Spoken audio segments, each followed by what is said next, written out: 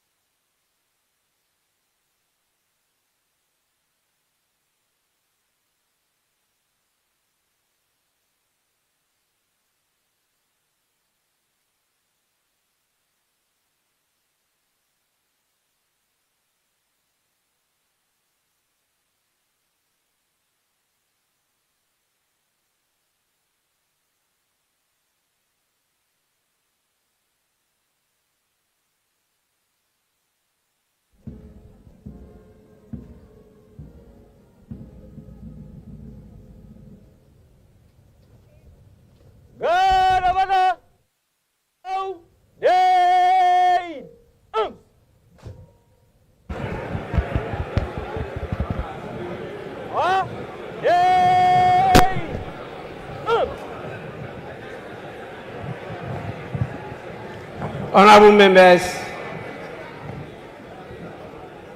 may you be seated.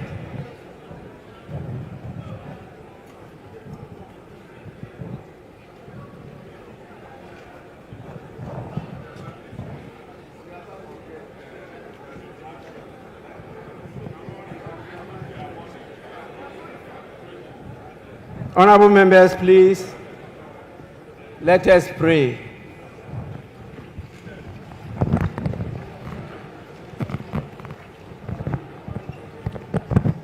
Almighty God, we humbly beseech thee to look with favor upon this Parliament of the Republic of Ghana.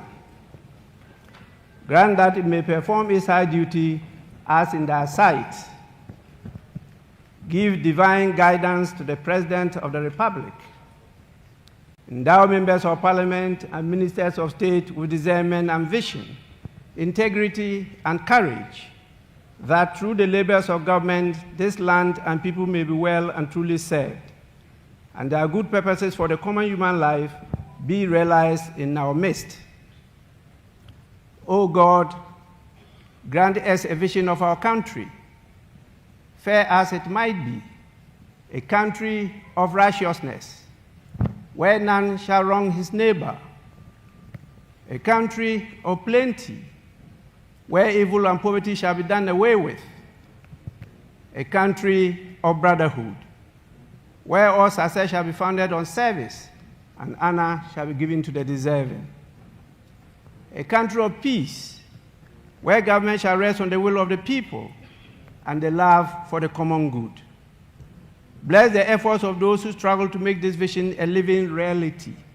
Inspire and strengthen our people, that they may give time, thought, and sacrifice to speed the day of the coming beauty of Ghana and Africa.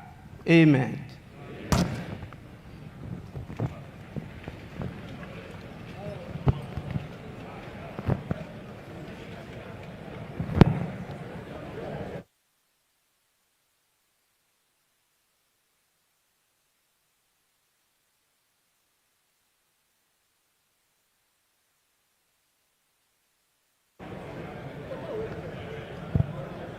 Honourable members, before we proceed, I want to read two communications from His Excellency the President.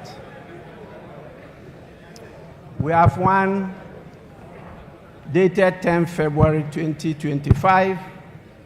It reads, Right Honourable Speaker, Nomination of Acting Administrator of District Assembly Common Fund.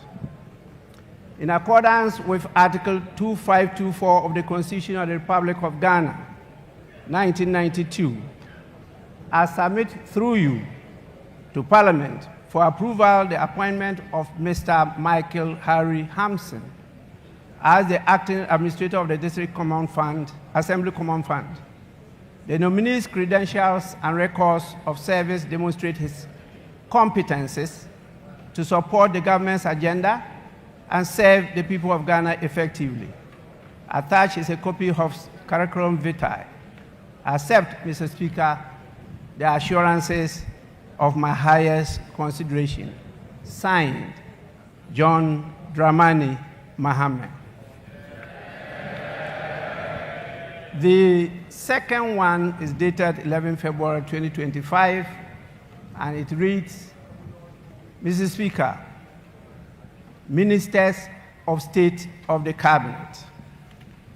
In accordance with Article 76(1) of the Constitution of the Republic of Ghana, 1992, I am submitting herewith for your attention the attached list of names of Ministers of State of the Cabinet. Accept, Mr. Speaker, the assurances of my highest consideration. Signed, John Dramani Mahama. The list is made of 19 names. The first, Minister for Finance, Dr. Kasiel Atofausen, Member of Parliament. 2, Minister for Interior, Muntaka Mohammed Mubarak, Member of Parliament. 3, Minister for Health, Kwabena Minta Akando, Member of Parliament. 4, Minister for Defense, Dr. Edward Kofi Omane Boama. 5, Attorney General and Minister for Justice, Dr. Dominic Akuritinga, Member of Parliament. 6, Minister for Energy and Green Transition, John Abdullahi Jinapo, Member of Parliament. 7, Minister for Education, Haruna Idrisu, Member of Parliament. 8, Minister for Trade, Agribusiness and Industry, Elizabeth Ofosu Ajare, Member of Parliament. 9, Minister for Lands and Natural Resources, Emmanuel Amakofibua, Member of Parliament. 10, Minister for Foreign Affairs, Samuel Okujeto Ablakwa, Member of Parliament. 11, Minister for Food and Agriculture, Eric Opoku, Member of Parliament. 12, Minister for Communication, Digital Technology and Innovations, Samuel Nate George, Member of Parliament. 13, Minister of Roads and Highways, Kwame Govins Agboja, Member of Parliament. 14, Minister for Environment, Science and Technology, Ibrahim Mutala Mohammed, Member of Parliament. 15, Minister for Works, Housing and Water Resource, Ajay Kenneth Gilbert. 16, Minister for Local Government, Chieftaincy and Religious Affairs, Ahmed Ibrahim, Member of Parliament. 17, Minister for Gender, Children and Social Protection, Agnes Na Mumu Latin, Member of Parliament. 18, Minister for Transport, Joseph Bukare Nikwe, Member of Parliament. And 19, Minister of Labor, Jobs and Employment, Abdul Rashid Pelpuo, Member of Parliament.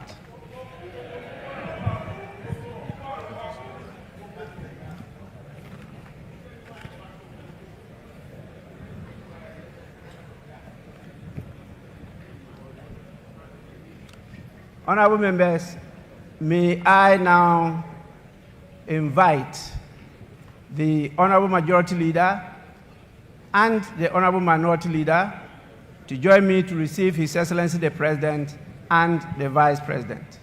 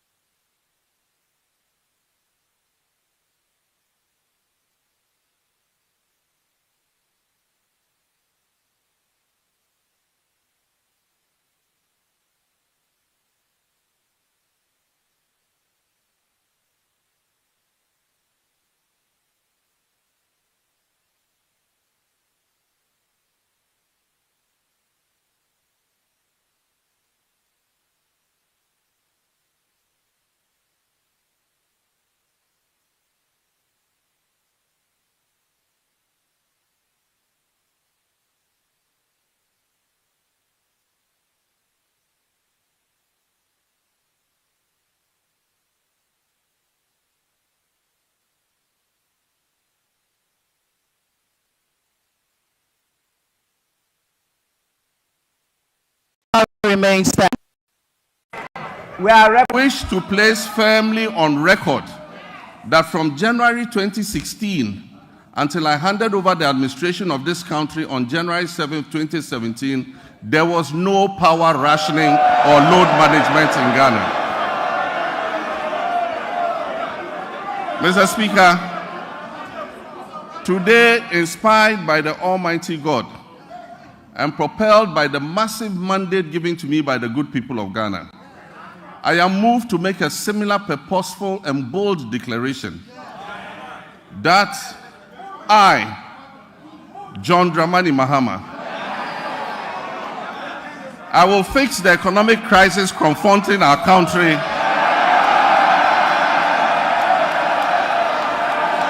and reset it on a path of growth and prosperity.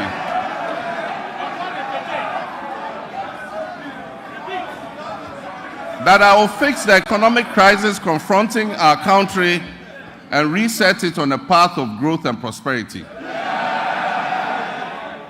My government, working with you and every Ghanaian, will solve the challenges because we have developed a plan with our people's support. When I decided to run for president again, I did so because of what I knew about the state of our country. I was aware that huge problems awaited me upon assumption of office, but nothing could prepare anyone for the reality of the depths to which our economy and our governance had sunk.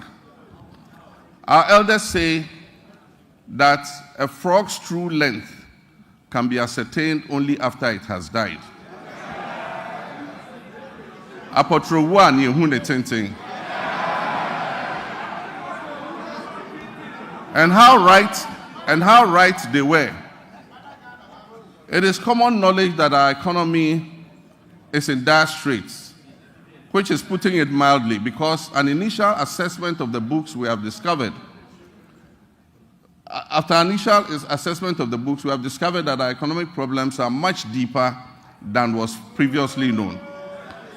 We have inherited a country that is broken on many fronts. The profundities of the challenges confronting us are staggering. We are saddled with staggering debts and glaring signs of almost deliberate and, in some cases, reckless mismanagement of our resources. Mr. Speaker, not even the restraints of an IMF program were enough for the previous economic managers to exercise prudence in managing our finances. After setting an inflation target of 18% by the end of 2024, the actual outturn was 23.8%, significantly higher than the threshold agreed with the IMF. The Ghana cedi continued its downward slide, losing 19% of its value against the dollar in 2024. It had already in the previous year lost 27.8% of its value. In addition to the public debt, which amounts to a staggering $700, sold at $2,600 per ton. As a result, the then management of Cocoa Board rolled over these contracts into the 2024-2025 season. Honorable members, Mr. Speaker, this implies that for every ton of cocoa delivered this year, in fulfillment of the rollover contracts, Cocoa Board and Ghanaian farmers are going to lose $4,000 in revenue.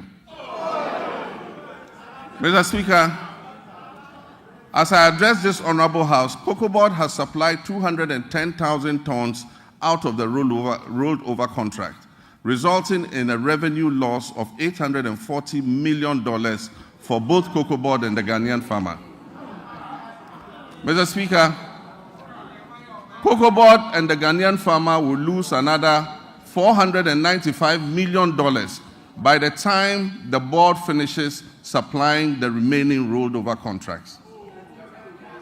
Additionally, Cocoa Road commitments alone total 21.7 billion cedis, of which only 4.4 billion is included in the total debt of 32.5 billion. This debt has arisen mainly because of the decision in 2019 and 2020 to award road contracts worth over $1 billion because of the election. Mr. Speaker, the energy sector faces significant financial challenges, primarily due to collection and system losses, non-compliance with the cash waterfall mechanism, and legacy debts. The financing shortfall has risen considerably to approximately $2.2 billion, or 34 billion Ghana cedis for 2025. And urgent measures will be needed to reduce it to sustainable levels and ultimately eliminate it. The financial sector continues to struggle despite the reportedly spending of $29.9 billion on the financial sector cleanup exercise up to date. Scant reserves were also left for debt servicing, despite implementing what may be considered the most severe and distressing economic policy in the annals of the Fourth Republic, if not in the entirety of our nation's history. And I'm referring to the domestic debt exchange program. This is in stark contrast to our actions in 2017 before we left office, when we allocated $250 million to the sinking fund handed over to the incoming government to service debts, Ghana's debts.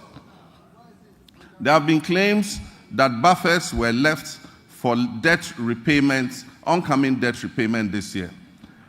Mr. Speaker, honorable members, let me give you the statement of account for the debt service reserve account, which is also popularly referred to as the sinking fund. This fund shows a balance of only $64,000 in the dollar account, $64,000 in the dollar account, and 143 million Ghana cedis in the CD account. The repercussions of the accumulation of debt and economic mismanagement will require extensive work and sacrifice to repair. In the next 4 years, to put things in context for you, Mr. Speaker, in the next 4 years, our debt servicing will amount to 280 billion cedis.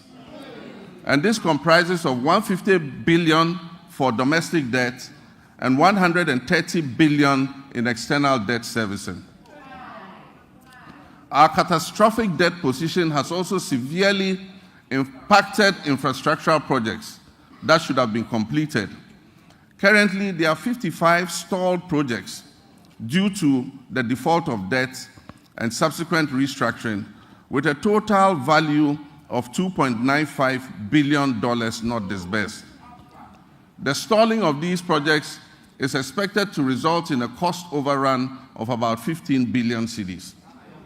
Mr. Speaker, notwithstanding this gloomy background, I remain committed to leading this government and taking every necessary step to reset our economy, getting things back on track, and working with the good people of our country to build the Ghana we want.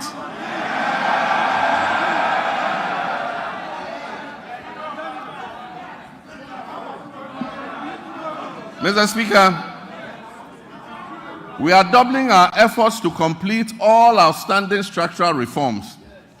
Through the budget, we will implement corrective measures to restore fiscal discipline and debt sustainability.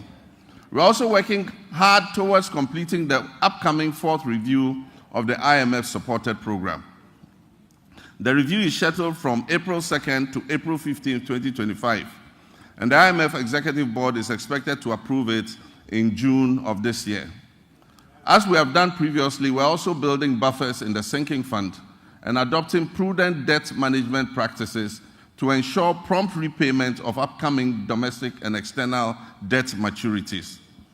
In this respect, government successfully honored the matured coupon payment of $6.081 billion in cash and $3.46 billion in kind, which was due in February 2025 to all domestic debt exchange program bondholders, fully paid. Mr. Speaker, the good news is that we have also built additional buffers in the sinking fund to honor the maturing bonds that are due in July and August. And so bondholders can rest assured that they will be paid to the last peswa, whatever is owed them. With the transparent and prudent measures we have implemented since taking over the administration of this country, I urge my countrymen and women, business owners, and foreign investors to trust our competence in turning our economic fortunes around. Mr. Speaker, since we took office on January 7, 2025, we have upheld our commitment to a fiscal consolidation agenda with a streamlined government. We have eliminated unnecessary expenditures and reduced our reliance on borrowing. Our prudent debt management practices have led to a substantial reduction in interest rates. The 91-day Treasury bill rate, which was 28.51% on January 6, 2025, has dropped to 24.48% as of February 24, 2025. Similarly, the 182-day Treasury bill rate, which was 29.07% as of January 6, 2025, has decreased to date to 25.388%. Mr. Speaker, the 364-day Treasury bill rate has also moved from 30.41% to 27.30% in the same period. We signed a Memorandum of Understanding with our Official Creditor Committee, OCC, to formalize the debt treatment agreed upon with our official creditors. This marks a crucial step towards Ghana's restoration of long-term debt sustainability. The agreement will enable financial resources to support and strengthen our economic recovery. Mr. Speaker, on February 20th, 2025, the National Tripartite Committee and the Public Services Joint Standing Negotiating Committee concluded negotiations on the 2025 minimum wage and base pay for the single-spine salary structure, respectively. I want to use this opportunity to reiterate my sincere gratitude to organized labor and the Ghana Employers Association for the understanding and cooperation in reaching this agreement on the minimum wage and the base pay. On the final day of negotiations, I enjoyed the privilege of joining my comrades, the leaders of organized labor, for the concluding discussions. I'm confident that the sacrifice we have all made this year will significantly benefit our economy's health in the future. We look forward to a positive economic outlook as we restore macroeconomic stability, we encourage exports, we activate the 24-hour economy policy, we implement the $10 billion Big Push policy for swift infrastructure development, we rationalize taxes and foster inclusive growth. The goal is prosperity for all, which must be shared and not the prerogative of a select few.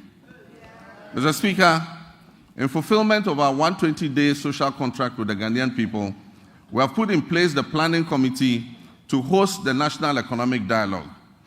This dialogue is expected to discuss the state of the economy and reach a consensus on the key policies needed to address the devastating economic crisis confronting us. It will support the development of a homegrown fiscal consolidation program, and it will highlight key structural reforms and policy priorities essential for resetting the economy and creating prosperity for all our people. I believe there's absolute wisdom in what our elders say, that two heads are better than one. Tikro and Kwejina. Consultation and consensus building have always proven to be better than unilateral decision-making. It is my hope, therefore, that our colleagues on the other side of the divide will display love of country and participate in this national dialogue, unlike the boycott of the Senchi Forum in 2014.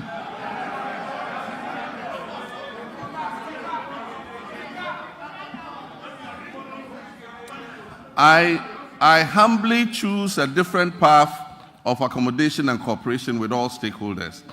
We will continuously engage on important issues so that together, as a nation, we can reset our country and focus on sustainable development.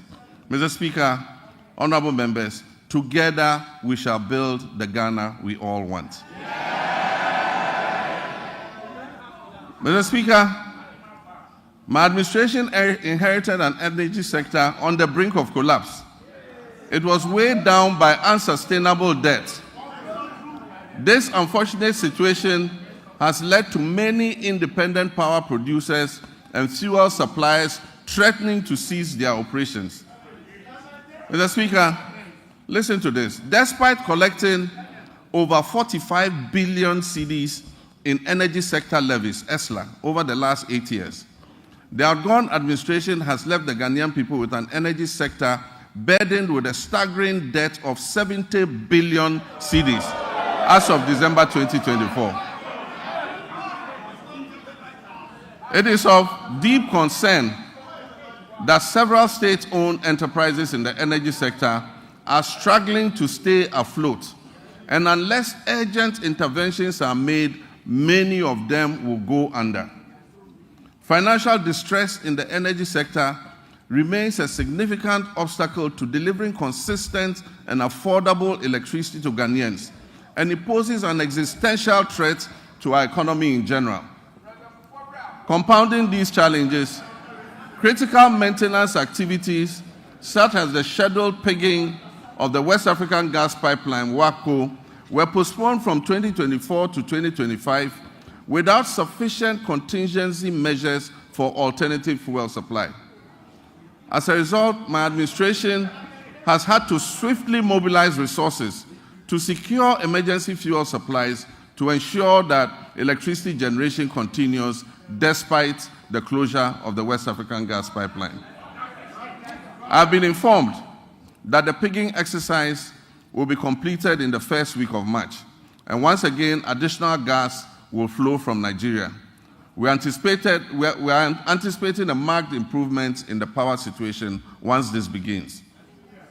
While the current state of our energy sector poses grave concerns, we must remain resolute in our commitment to restoring stability. I've directed the Minister for Energy and Green Transitions to implement far-reaching reforms, including enforcing a single revenue collection account, strictly adhering to the cash waterfall mechanism, and eliminating all wasteful expenditures by the state utility. Mr. Minister, Mr. President, Mr. Speaker, following my directive, Mr. Speaker, following my directive, the Minister has set up an advisory committee to guide the participation of the private sector in metering and billing in order to improve efficiency in revenue collection and also reduce the high commercial and technical losses that are threatening to drown the state-owned utility company. A pilot partnership between ECG and Enclave Power has proved highly successful and provides us with a workable framework. ECG provides bulk supply of power to Enclave Power Limited. This is an organization in Ghana. Enclave Power provides meters and bills to all companies operating in the free zones enclave, with 99% revenue collection and nearly 100% uptime in power supply. This is being done here in Ghana. We can use it to cover the rest of the nation to ensure that we get revenue compliance and be able to bring down tariffs for our people. Mr. Speaker, I'm still getting used to being president, that's why I said Mr. President. Mr. Speaker, reduction in commercial and technical losses will lead to affordable tariffs for everyone and will bring relief to all users of electric power. We also aim in the medium term to achieve 100% gas utilization for power production and to eliminate completely the use of crude oil and fossil fuels. This will save Ghana hundreds of millions of dollars spent on the importation of fuel oils for power production annually. With regards to renewable energy, this administration will soon operationalize a renewable energy and green transition fund to enhance efficiency and accelerate Ghana's transition to renewable energy.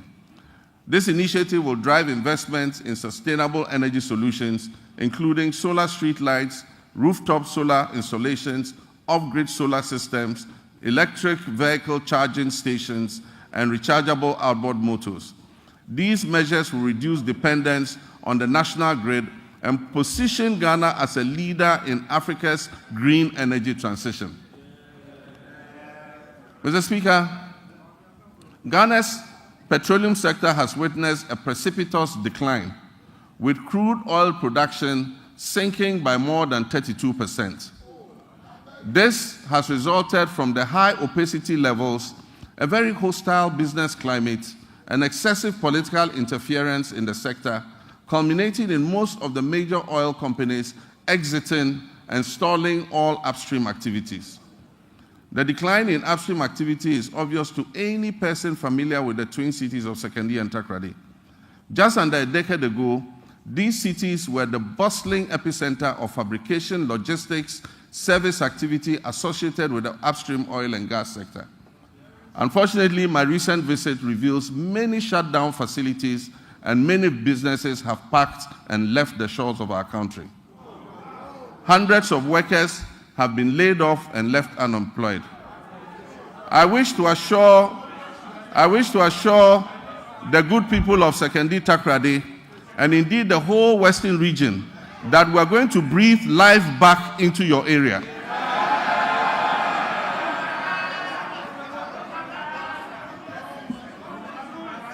Mr. Speaker, we have already commenced revitalization of our upstream petroleum sector by creating a business-friendly and congenial environment for our partners and other prospective investors who wish to come in. My meeting with the players in the upstream sector have been extremely positive, and we have been assured of substantial investments running into billions of dollars in the very near future. Mr. Speaker, the Minister of Energy and Green Transitions gave the directive for the removal of the unitization based on the arbitration that took place.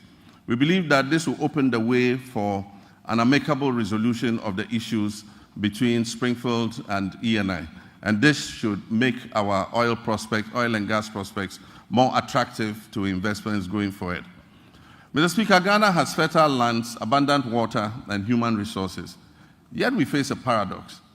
Our food import bill continues to soar, reaching alarming levels of over $2 billion annually.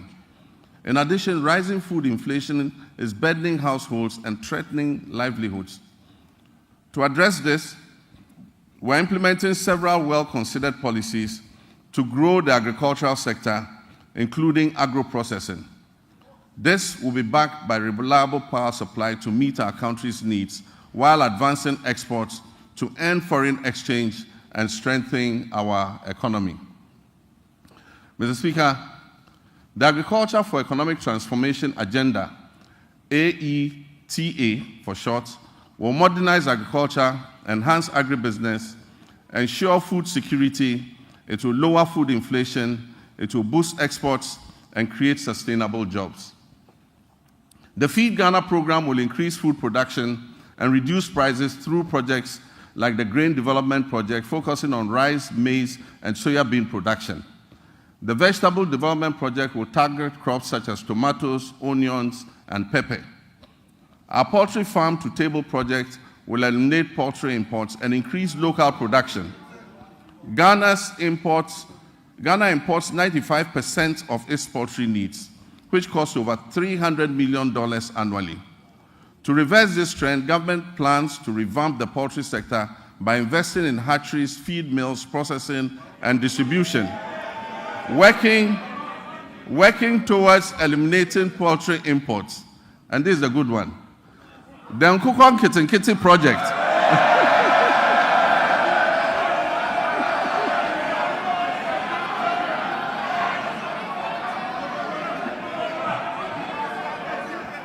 We actually have a project called Nkukwan Kitinkiti. The Nkukwan Kitinkiti project will cover 55,000 households, producing eggs and fresh poultry for the market. And it will help reduce our $300 million we spend on importing chicken annually. Mr. Speaker, to strengthen the connection between agriculture and industry, we will prioritize value addition, processing, and distribution. And this will position agriculture as profitable and appealing, making it more attractive to our young people. We will implement an Agri-Next program to facilitate access to land banks by young farmers, to connect graduates with opportunities in the agricultural value chain, and promote greenhouse agriculture among the youth. This initiative will benefit approximately 30,000 young people. Mr. Speaker, the Livestock Development Project will also address Ghana's reliance on imported meats by restocking breeding farms and increasing local livestock production, thereby creating jobs and boosting self-sufficiency. For years, access to mechanization, quality seeds, fertilizer, and extension services has been a major challenge to our farmers. To address this, government will establish our flagship farmers' service centers in every agricultural district, ensuring that farmers receive essential mechanization services and resources to improve their productivity and efficiency. Mr. Speaker, also in the fisheries sector, will implement strategic interventions to enhance productivity and sustainability. Key among these initiatives is the continued enforcement of measures to curb illegal, unreported, and unregulated fishing, which threaten our marine biodiversity and the livelihoods of our hard-working fisherfolk. We have intensified surveillance and monitoring operations, bolstered by the deployment of modern technology and strengthened collaboration with our key stakeholders. In the last month, we have expanded the supply of subsidized premixed fuel to support artisanal and industrial fishers, ensuring affordability and availability. We'll also invest further in modern fish landing sites and cold storage facilities to improve post-harvest handling and thereby reduce losses and enhance the quality of our fish products. Aquaculture development is a key focus of our administration. We'll provide financial and technical support, especially to young fish farmers, increasing fish production and reducing our dependence on fish imports. To increase the value addition in this sector, we'll encourage the establishment of fish processing facilities, create more jobs, and boost exports. Our commitment to supporting women in the fishery sector remains steadfast as we implement the programs to empower female fish processors and traders with financial capital and capacity building initiatives. While we work hard to fix the economy and provide jobs in all sectors, including agribusiness, one of the biggest crises we face in this country is youth unemployment. Youth unemployment has led to despair and frustration. The latest estimates show that up to 2 million of our young people are unemployed. This poses a major security risk for our country and requires urgent attention. To bring much needed focus to the desperate and widely scattered youth employment programs and to ensure stricter accountability in their implementation, I have set up the Ministry for Youth Development and Empowerment in furtherance to the promise I made in the campaign. This ministry, that is the Ministry for Youth Development and Empowerment, is mandated to formulate, coordinate, and monitor policies and programs to promote youth development and empowerment in this country. Mr. Speaker, as part of our Operation Recover All the Loot policy,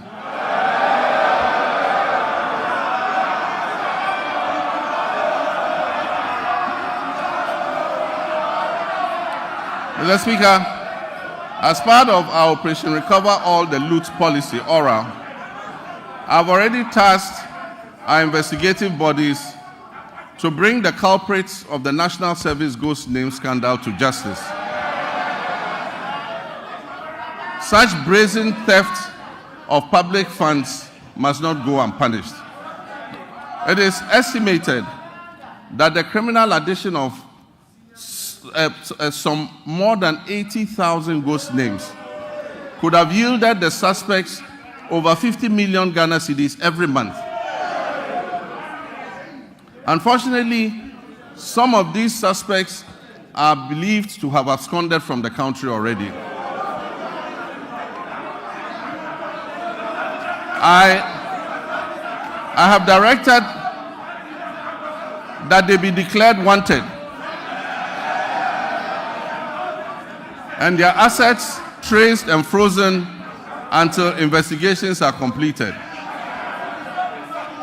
To achieve a legally robust regime to govern national service, I've also tasked the Minister for Youth Development and Empowerment to coordinate and present to Parliament a legislative instrument to support the implementation of the newly passed National Service Authority Act 2024. That's Act 1119. We will introduce short military training as part of our national service scheme. This will instill a sense of fitness and discipline into our youth. The administration of scholarships is another challenge. It has been fraught with a lot of challenges. The poor who genuinely need scholarships are unable to access them because the rich and wealthy always crowd them out. To fulfill our government's vision of promoting transparency, equity, and sustainability in the scholarship scheme, We shall streamline the award process to ensure that not only deserving youth benefit from the system, deserving youth benefit from the system. We shall introduce increased transparency, including publishing the list of beneficiaries every year. Mr. Speaker, job creation is one of our main pillars, and it was one of the major promises we made to the youth of Ghana. To help actualize this promise, we're going to roll out what we call the Ejumawura program. This initiative will create, track, and mentor young businesses annually, with a special focus on our youth. For the first phase, the top 2,000 implementable business proposals will be supported with business development training, mentorship, access to startup capital, marketing, and networking to operationalize their innovations and business ideas. We will also launch our flagship National Apprenticeship Program to equip at least 10,000 young people in the informal sector with employable skills, including providing apprenticeship fees and startup kits when they have completed. The Youth Development and the Interior Ministries will facilitate the training of our young people in the Okada business in areas such as road safety regulations and digital skills, as well as facilitating the acquisition of motorbikes. We will introduce electric motorcycles on a hire purchase scheme to eliminate the use of petrol and make their businesses more profitable. Mr. Speaker, Her Excellency the Vice President's Empowerment for Women and People with Disabilities program will also be launched this year. The program will target women and people with disabilities and other vulnerable groups to build their capacity and offer them access to finance to create their own jobs. Mr. Speaker, the Ministry of Communications, Digital Technology and Innovations will also focus on developing youth IT skills and fostering innovation. Under the 1 Million Coders program, young people receive training in coding, web app development, digital marketing, and other digital skills. This initiative aims to equip them with the necessary skills for employability in the digital ecosystem. We must provide meaningful and relevant education to prepare our youth for today's technology-driven job market. Despite various reforms, issues related to low-earning incomes persist within Ghana's educational system. I'm committed to ensuring that quality education remains a top priority. The system we have inherited is outdated in many ways and must be realigned to meet the needs of the 21st century and the fourth industrial revolution. Recognizing the urgent need for national dialogue on education and in the spirit of inclusive governance, I launched the National Education Consultative Forum on February 18th in Ho. I look forward to the recommendations which we will incorporate into our sectoral policy reforms. Mr. Speaker, even though Article 38 of the Constitution guarantees equitable access to education across Ghana, 30 years after the Free Compulsory Universal Basic Education FQ program was implemented, its full objectives remain unmet. To tackle this issue, government will redefine the scope of basic education and introduce the Zero to Hero initiative to enhance foundational literacy and numeracy. Additionally, ICT training will be integrated into early childhood education at the basic level. Over the next 3 years, it will be expanded to cover at least 300 classrooms, 30 centers of excellence, 1,000 teachers and district teacher support teams focusing on the teaching of mathematics and literacy. This year, the Ministry of Education will fully implement a new curriculum for senior high technical schools and STEM schools, introduce a standardized national sign language for hearing impaired learners from kindergarten to SHS, and review the kindergarten and primary school curriculums. To increase access to quality education, we will scale up our social intervention programs like the capitation grants, the feeding grants for special schools, and the government's BECE registration initiative. Mr. Speaker, to promote inclusion and equity, the government will enhance and resource the Islamic Education Unit to recruit more Islamic and Arabic tutors for English-Arabic schools. We will establish STEM and TVET schools in underserved and peri-urban communities. We will provide scholarships to brilliant but needy students in deprived communities, especially for study in law, medicine, and engineering. We will support Islamic colleges of education with infrastructure and logistics, and will enroll youth in Zongo and deprived urban communities in the National Apprentice Program and offer free technical and vocational training. Mr. Speaker, it is important to continue to retain and motivate our teachers in all schools, especially in the rural areas. Government will begin plans for the implementation of the 20% allowance for teachers who agree to serve in rural schools. District assemblies are going to be involved in this scheme to ensure that the teachers are present and teaching in the schools that are selected. This scheme will reward such teachers for their sacrifices and ensure quality education nationwide, not only in urban centers. Mr. Speaker, as part of our Teacher Dabre initiative, the construction of teacher accommodation units to improve welfare and attract teachers to rural areas will commence this year. Mr. Speaker, no new school will be built in this country without teachers' accommodation.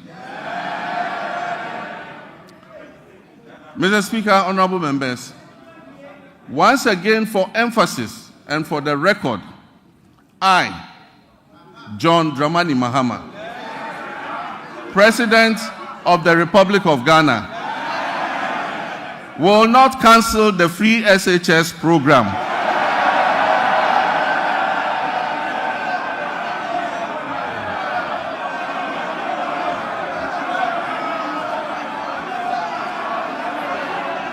I will not cancel the free SHS program. I am determined to make it better by improving its implementation. And also, for the record, students who have benefited from the free SHS since its inception are about 3.4 million. The figure of 5.1 million beneficiaries, as put out by the previous administration, was an exaggerated and false narrative calculated to achieve political credit. Mr. Speaker, while the free SHS program has improved access, Mr. Speaker, the double track system remains a challenge, and we are as I address you. Mr. Speaker,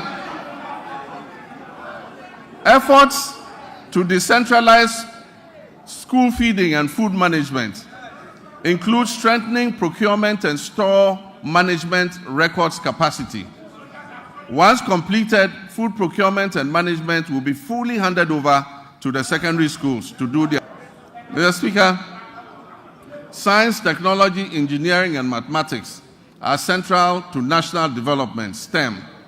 We will therefore expand STEM programs at all levels to equip all students for the global economy. We don't believe in building single standalone STEM schools. We believe that STEM must be part of the curriculum of every secondary school. Mr. Speaker, regional TVET centers of excellence will be established to provide practical skills. Every region will get a TVET center of excellence to expand technical and vocational education training. Mr. Speaker, honorable members, Ghana has consistently missed its gross tertiary enrollment targets with a rate below 22%, far from the 40% goal that has been set by 2030. Despite over 460,000 secondary graduates coming out annually, 55% qualify for tertiary education, and only 35%, 161,000 of the 460,000 enroll in tertiary education, leaving over 300,000 without access. To address this, government is introducing a no-fee stress policy to eliminate tertiary admission fees, which currently serve as a barrier to higher education for some students. This will be supported by an enhanced student loan scheme, which is called the Student Loan Plus. The no-fee policy will also cover all persons with disabilities. And for emphasis, persons with disabilities will pay no fees for tertiary education throughout their study. And so PWDs who gain admission to tertiary institutions will pay no fees. Additionally, TVET enrollment will be increased from 11% to 20% to boost employment. Mr. Speaker, rising enrollment has strained university infrastructure, causing overcrowding and inadequate accommodation. We are determined to expand access, improve quality, and align tertiary education with national goals, particularly in STEM. Feasibility studies for new public universities or campuses of existing universities to be established in the 6 new regions will commence this year. Seed funding for these projects will come from the GET Fund in order to enhance access. Governments will this year engage with the existing public universities to identify suitable sites on their campuses, acquired lands, for the implementation of the private sector participation in the provision of hostels project. This is a partnership between government, the universities, and private investors to expand hostel capacity on their campuses. This will allow more students to be accommodated on the campuses to allow for a better learning environment. Mr. Speaker, academic freedom will be upheld. We will not interfere in the administration of our tertiary universities. And our hope is that the institutions will ensure good governance in their administrative practices. Mr. Speaker, next, our health sector faces significant challenges that jeopardize the very foundation of affordable health care. The Ministry of Health has a total liability of nearly 15 billion cedis when co-financing obligations, judgment debts, and payments to clear medical commodities at the ports are all put together. The last major hospital equipment replacement program was undertaken in 2014 when I was president. Since then, most hospital equipment in the Ghana Health Service facilities have deteriorated or broken down. Mr. Speaker, the Agenda 111 program, which was started as a knee-jerk reaction during the COVID-19 pandemic, when the Ghanaian public had begun to appreciate the significant investments that the previous NDC administration had made in healthcare facilities, and began to lament the many hospital projects that had stalled under the previous administration, a promise was made to build 111 hospitals. Mr. Speaker, I'm sad to note that there is no dedicated funding source for such a gargantuan project. There is no dedicated funding source for this gargantuan project. Mr. Speaker, for the record, as I speak, not a single Agenda 111 hospital is operational. In any part of Ghana, I challenge you, not one is operational. Mr. Speaker, and it is worth disclosing that $400 million has already been disbursed under the Agenda 111 project. Mr. Speaker, at a rate of approximately $80 million per hospital, this $400 million spent could have completed and made operational at least 22 of those hospitals. Mr. Speaker,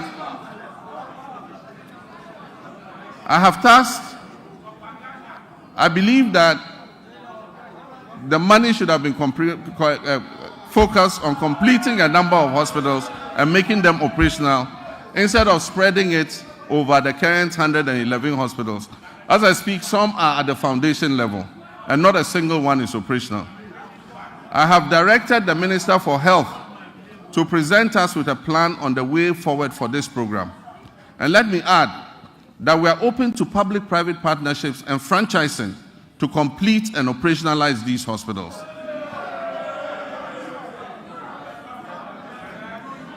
Mr. Speaker, one of the most pressing issues confronting our health sector today is the USAID's sudden 90-day pause in services without prior notice and the looming threat of complete withdrawal of programs that do not align with the USAID's strategic interests.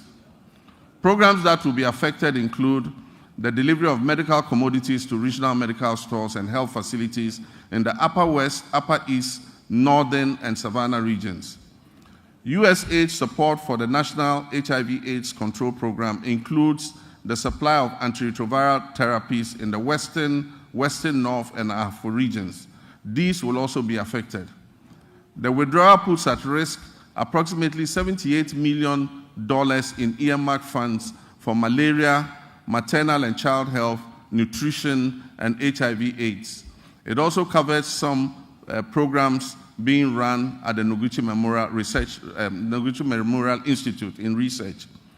The impact will be challenging without urgent intervention. I've therefore directed the Minister of Finance to make immediate financial arrangements to mitigate this loss. And I expect that this will be reflected in his budget, which will be presented to this House next month, on March 11th. Working with the NHIA, will revive the Onuado mobile healthcare vans. These vans will provide OPD, ophthalmology, dental, ENT, cancer screening and care in the remote and most vulnerable communities in our country. An earlier attempt to provide mobile health facilities was abandoned after the change of government in 2017. Mr. Speaker, public health experts are grappling with the conundrum of new diseases and re-emergence of old diseases. The unpredictable nature of disease outbreak suggests we must make our health systems more resilient to shocks. Since October last year, Ghana has faced a severe cholera outbreak. As of February 17, 2025, I'm sad to report that 6,300 suspected cases, 545 of these cases were confirmed to be cholera, and unfortunately, we lost 49 of our compatriots. The outbreak has affected 118 districts across the Greater Accra, Central, Western Ashanti, and Eastern regions. To control the situation, we have launched an aggressive vaccination and public education campaign, among other interventions. Mr. Speaker, sanitation within the context of infectious disease outbreaks, personal hygiene, and environmental sanitation must be a major priority for us. Our cities and towns must be made cleaner than what we currently have. We commit to right the wrongs and keep our cities and communities clean through appropriate investment, supervision, and performance tracking in the sanitation sector. Mr. Speaker, as I speak, the Upper West region is facing a severe meningitis outbreak. And I know, Mr. Speaker, you have made an important contribution to ameliorate the situation in your region, and I commend you for that.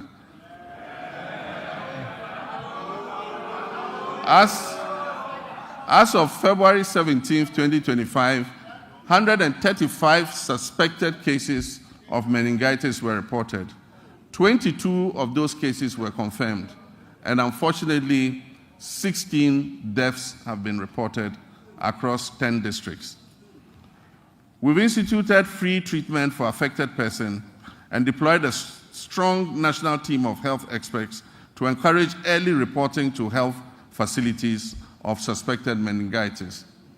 Mr. Speaker, as outlined in the 2024 manifesto of the NDC, my administration is actively developing the framework for the rollout of the free primary health care program.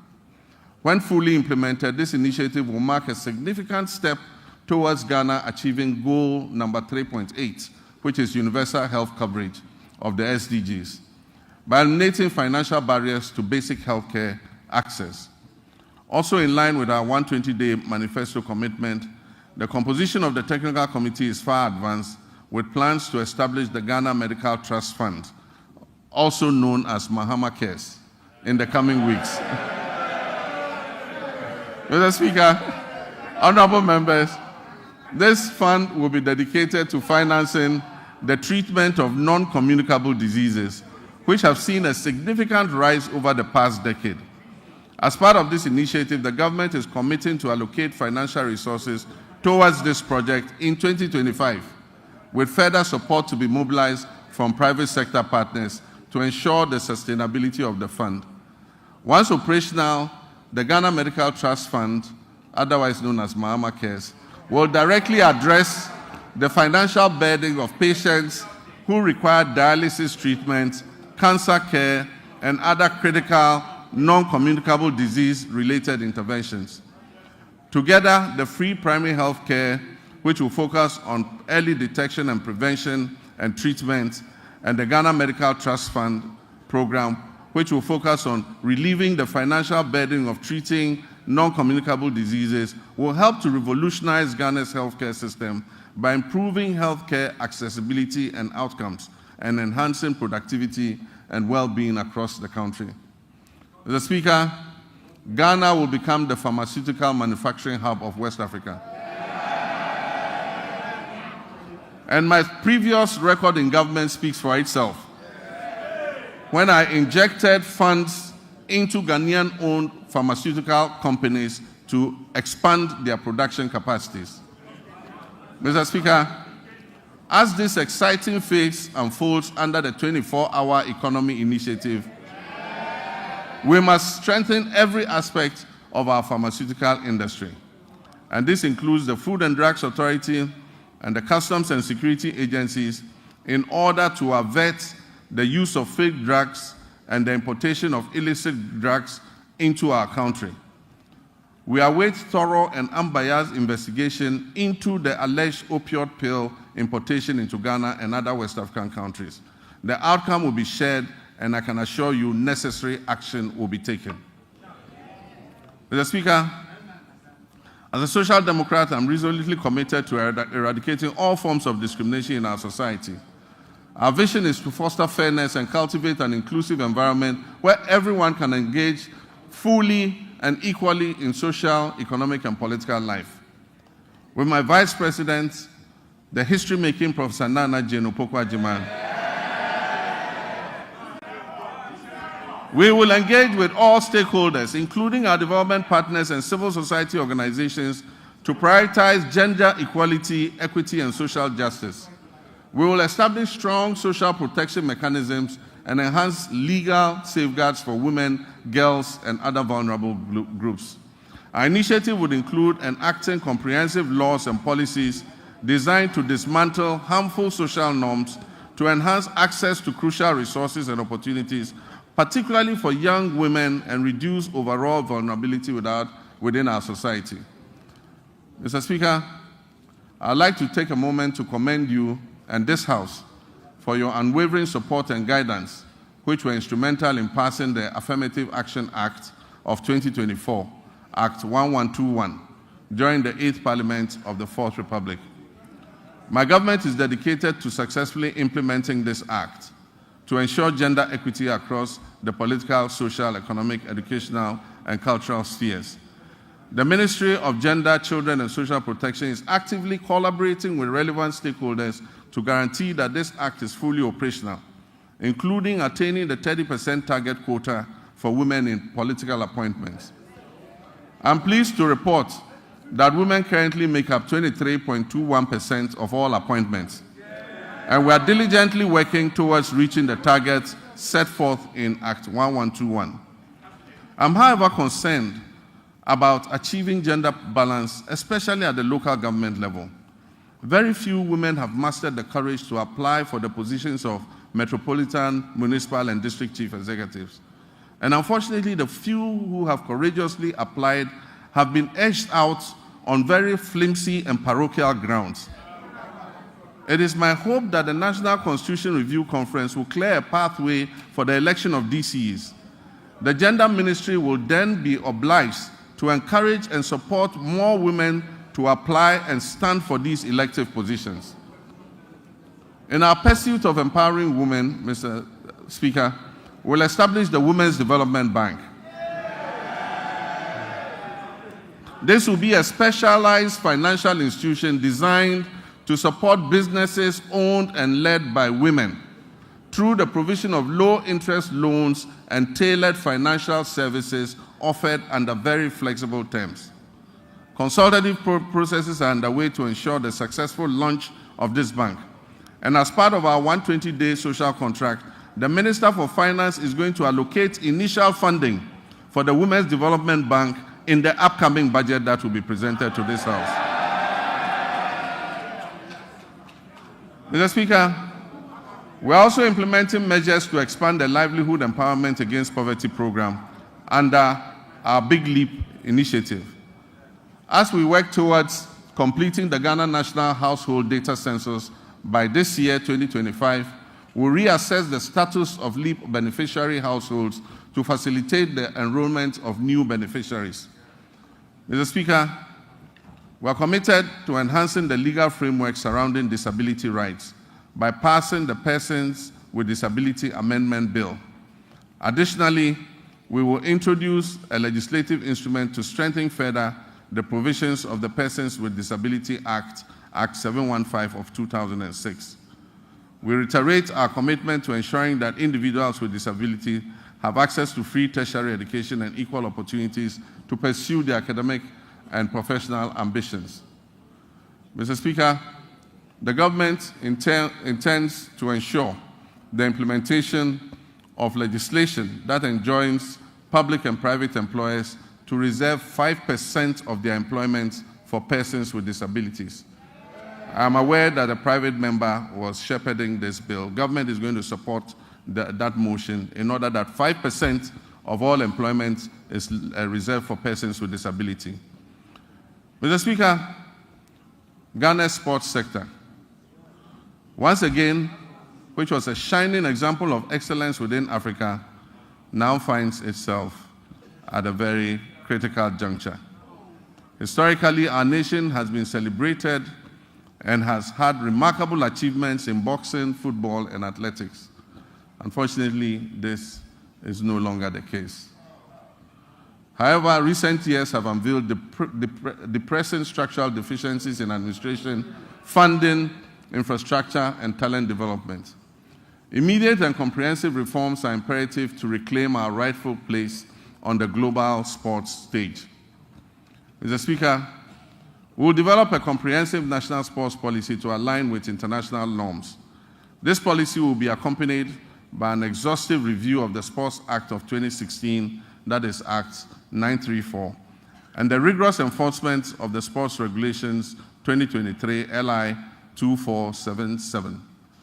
Infrastructure development remains paramount in our strategy. The government is committed to refurbishing existing national stadia, completing youth resource centers, and constructing new sports facilities in the new regions. We'll also prioritize community recreational facilities to foster greater participation in sports at the grassroots level. Recognizing the critical role of youth development, we're implementing a significant overhaul of grassroots sports with the establishment of the School Sports Authority. This body will oversee structured inter-school competitions and talent identification initiatives essential for nurturing future sporting champions. Over 60% of Ghana's elite athletes have emerged from these school sport programs. The ministry has now been renamed the Ministry of Sports and Recreation. To acknowledge the significance of recreation, we will launch a National Recreation Day. This will be a monthly initiative centered on community engagement alongside an annual National Recreation Festival. These initiatives will encourage keep fit activities and promote active lifestyles. It will promote traditional games and strengthen community bonds. Next month, the senior national team, the Black Stars, which is now a pale shadow of its former glory, will play 2 World Cup qualifying matches. I've instructed my office and the Minister for Sports and Recreation to hold the Ghana Football Association accountable to the people of Ghana as we prepare for these games. especially regarding the budget of the FA. There will be no secrecy in how much the government spends on the national teams. The budgets presented by the FA and other sports associations must be known by the public. After all, it is the taxpayers' funds that are used to fund these activities. Expenditure and waste reduction applies to all sectors of the economy, including the Ministry of Sports and Recreation. Mr. Speaker, tourism, culture, and creative arts remain vital cornerstones of our national development strategy, playing a significant role in job creation, cultural exchange, and economic growth. In recent years, the ministry has launched transformative initiatives to position Ghana as a premier global destination, and this is positive. These positive initiatives aim to harness the country's rich cultural heritage, natural beauty, and our dynamic creative sector. Our flagship initiative, the Black Star Experience, aims to establish Ghana as the gateway to Africa for the global diaspora, featuring thoughtfully curated cultural, historic, and creative arts experiences in collaboration with the private sector, diplomatic missions, ministries, departments, and agencies. Our aim is to position the Black Star Experience as a uniquely Ghanaian tourism brand. The Pan-African Month will be a part of the Black Star Experience.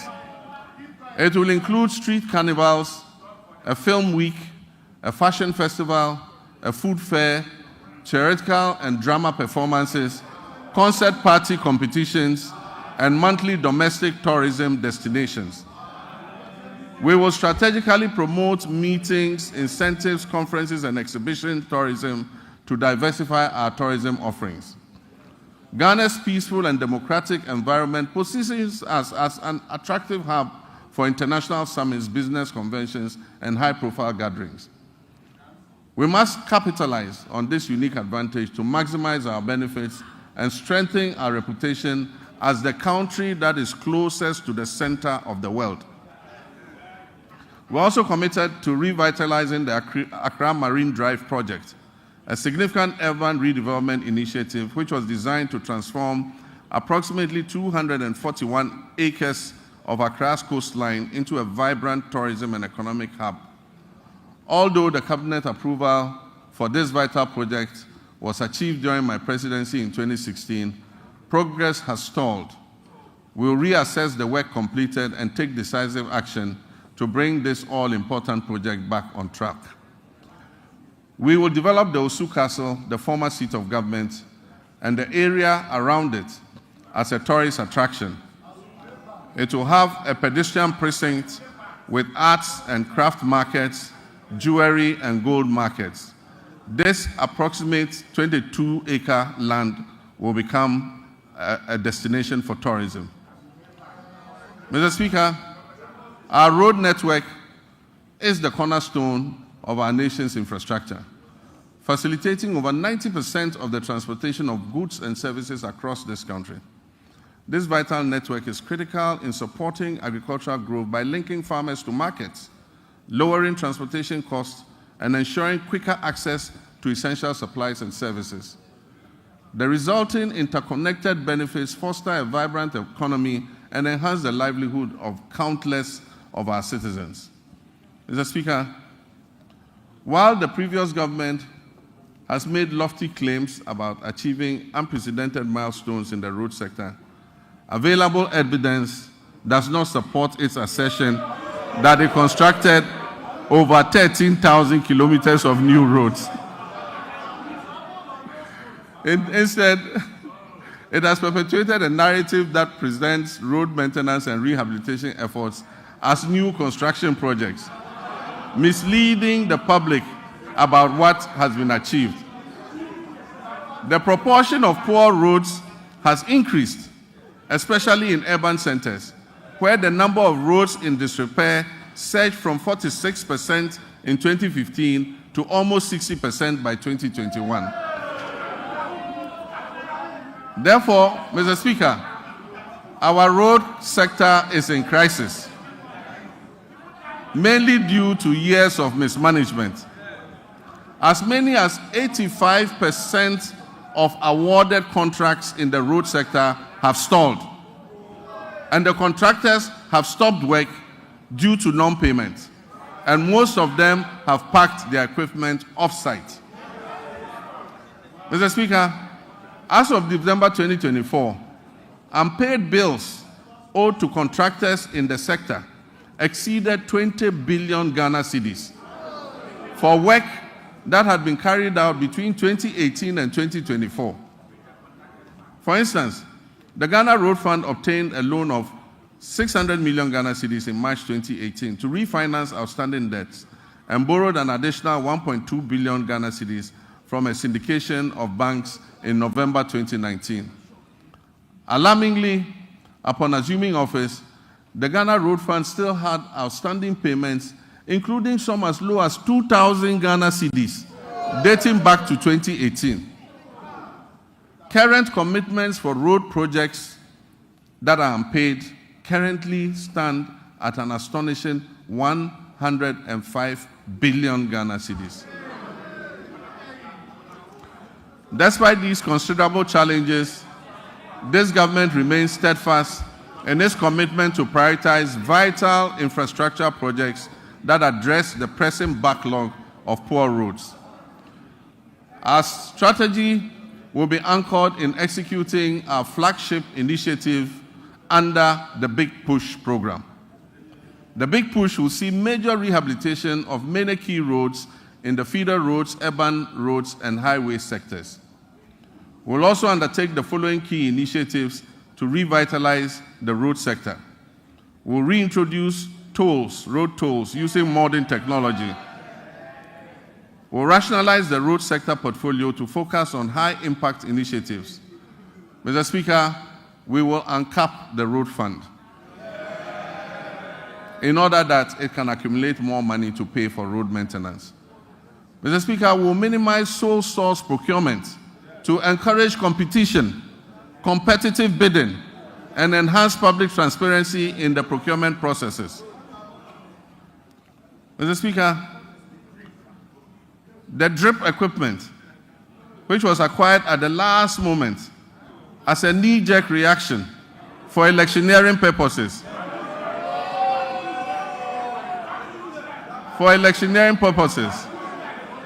will be reorganized into regional mobile maintenance units to provide emergency road works in the regions.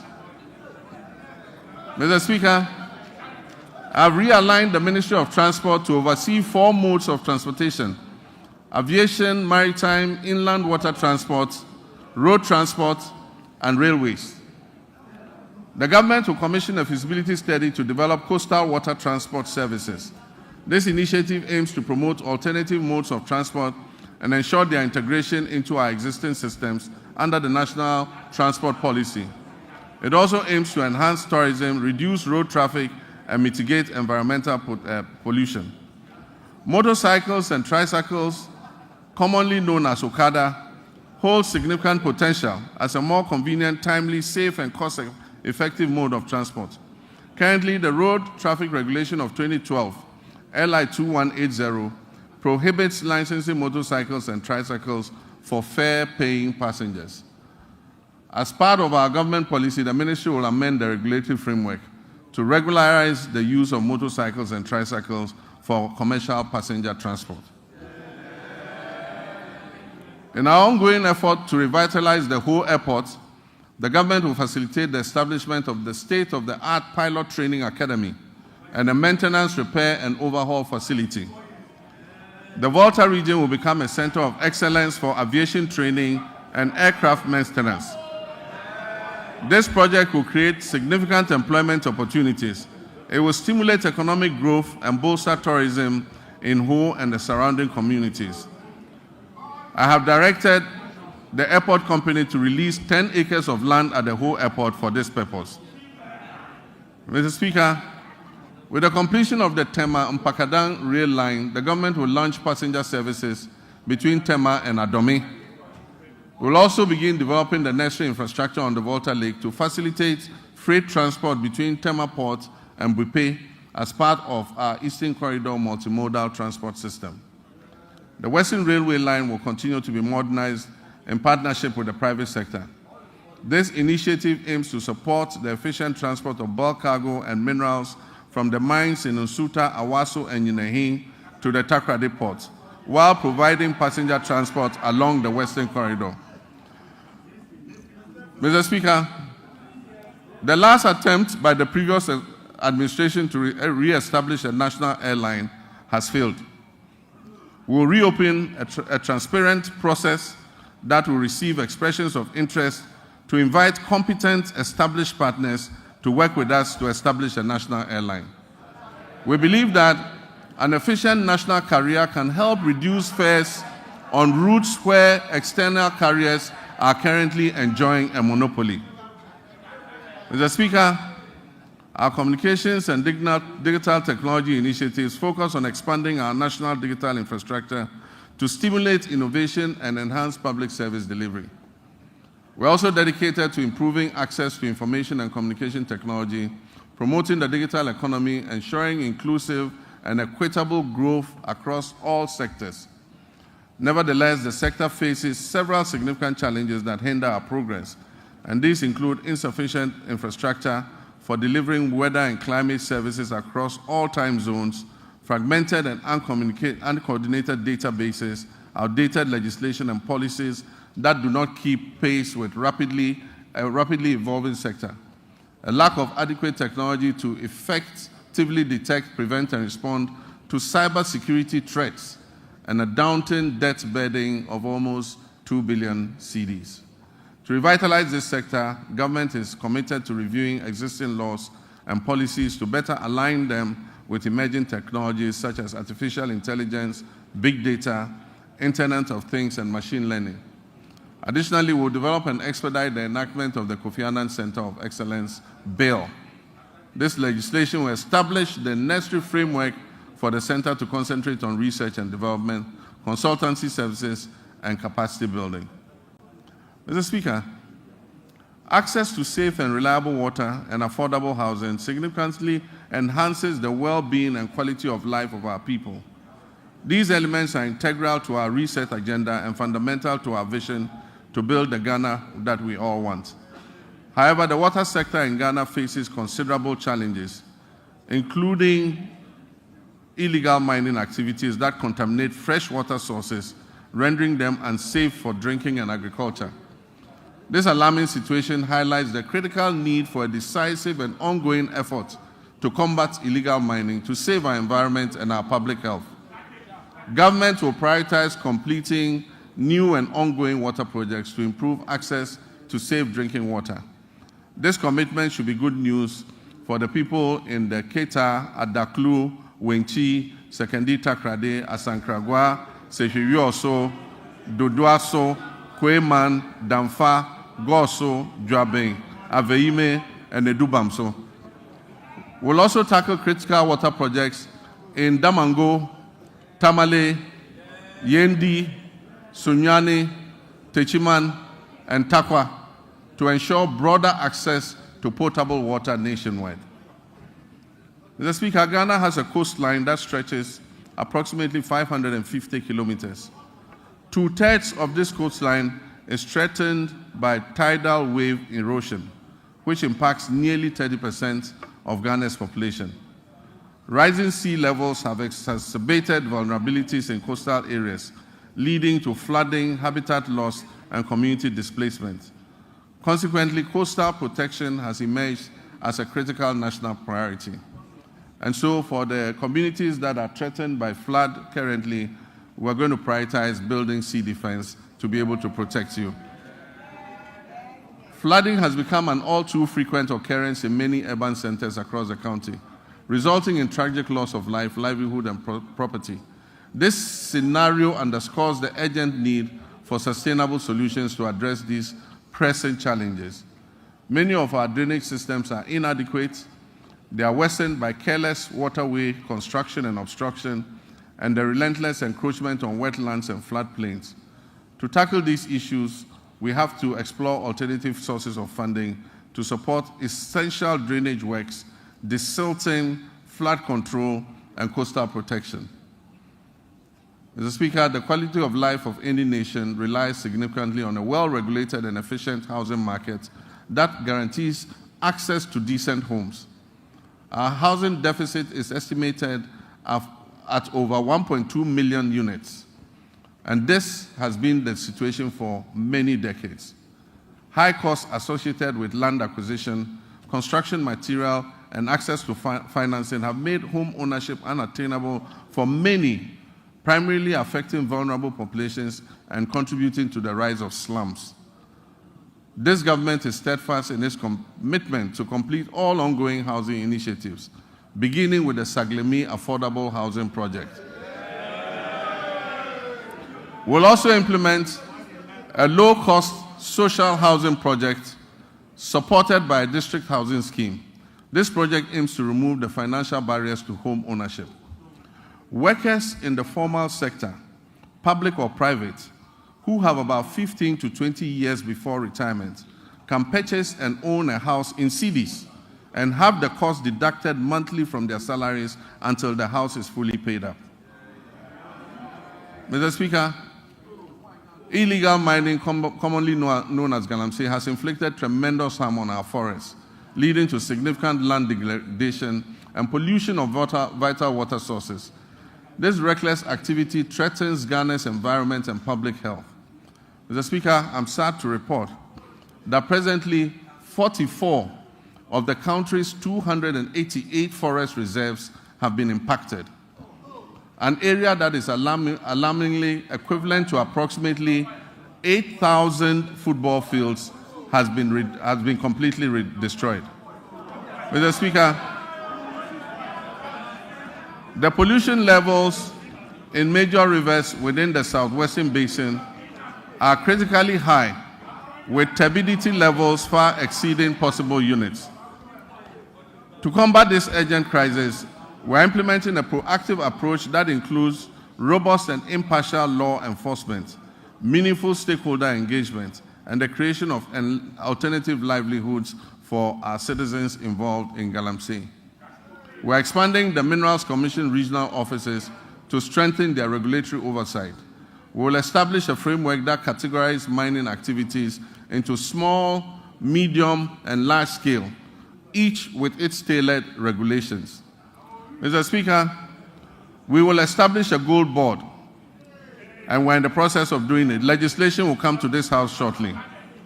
This gold board will ensure effective governance of the gold industry.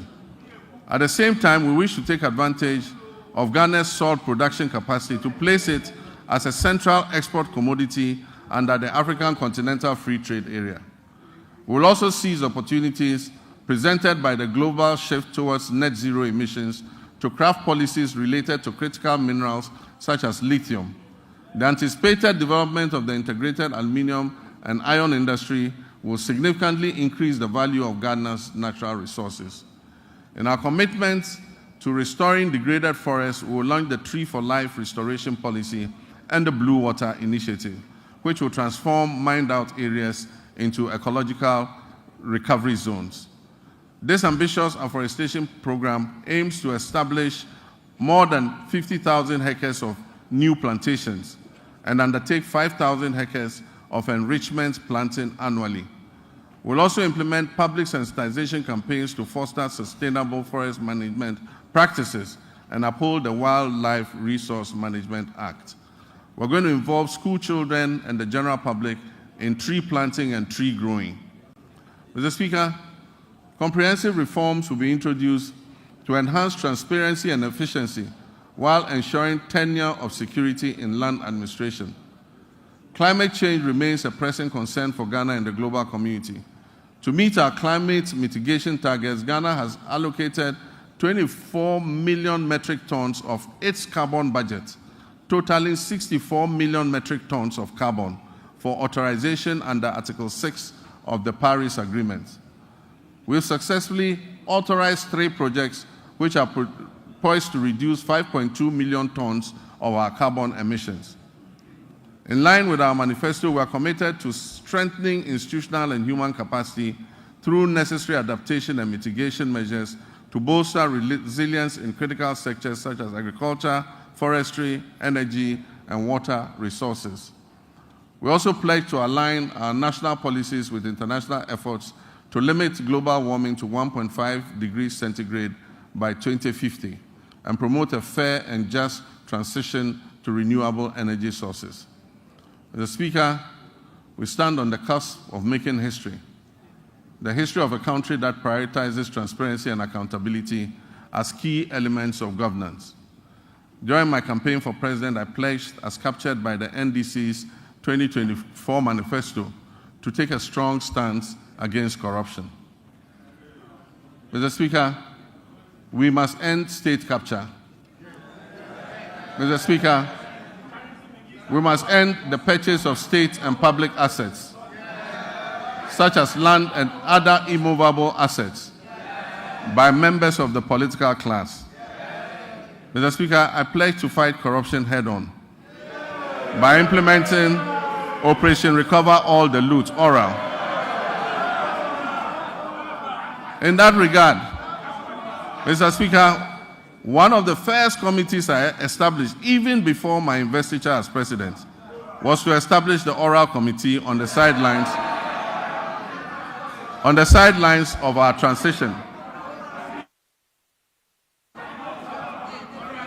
It is instructive to announce that the committee received over 2,000 complaints from the public and has since handed over a comprehensive report. This report has been given to the Attorney General for further review, thorough investigation, and eventual prosecutions. Mr. Speaker, the recent arrest related to the unwarranted payment of $2 million of Ghanaian taxpayers' money in the Sky train saga, and then also the National Service Ghost Name scandal, mark only the beginning of a comprehensive response based on the oral committee's findings. Constituency BR, I teach our men to constituency. Yeah. Constituency BR, the city. Bonus, I want so COVID-19 by call Sleepy. Sabaya number no, obey and say Sapetino, Wapitiatum, Nessaya, and I chronom. Innocent, at saying, yeah, then Yamiase, we can near Koye. Said the Biame catcher as a minu beshi and near the weekend.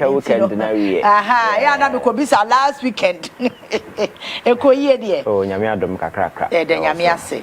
Then Yamiase Pano Peso, yet as say, Iliso or no, they won't need time, so or no, you need that she won't need time. So innocent, you can't know yet time conscious. What in the time so come and never say energy or Banama Brego. Okay, but answer your best say and common as an day so now. What expectations so far? Oh, I think that may narrow down to me alone. People will be disappointed. Yeah. I think that the expectations of Ghanaians, you know, also. Yeah, because so here the last 8 years. Yeah. Baby a Ghana kwana nam, and nema Ghana who, and the Ghana come, the economy, education, employment. Just every facet of our Ghanaian society has suffered some level of your friends saying degradation, including even forest, water bodies. Everything in this country in the last 8 years has suffered to a certain level.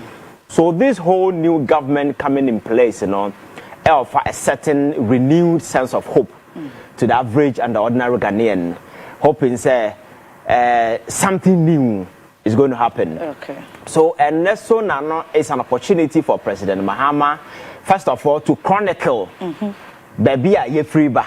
Because you say winning baby free bar, you will not know where you're going. Yes, it is important to say over culture Ghana for where we want to go, but it's also good say by reminding you where we are coming from. Say by in our way forward, you know, ever guiding on our next steps. Now you can slip into what happened in the past.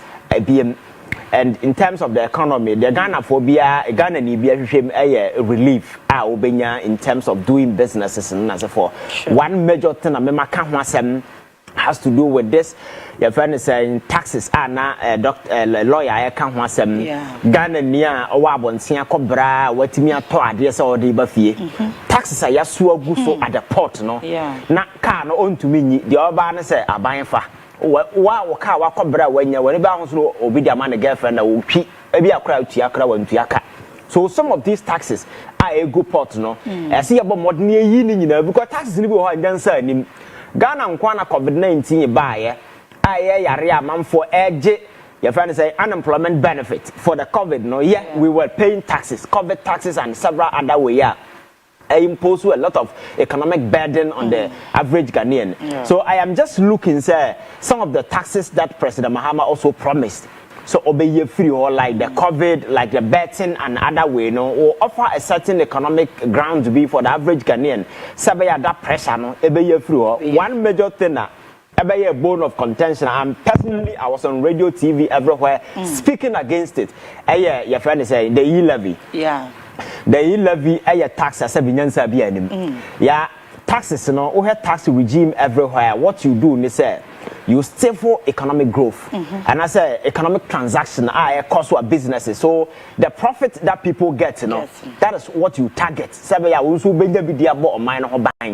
But if we get to a point that where government begin to tax amount for principal, because I mean, business exactly, and your profit, your friends say oriented enterprise, we are over the tax free, but then.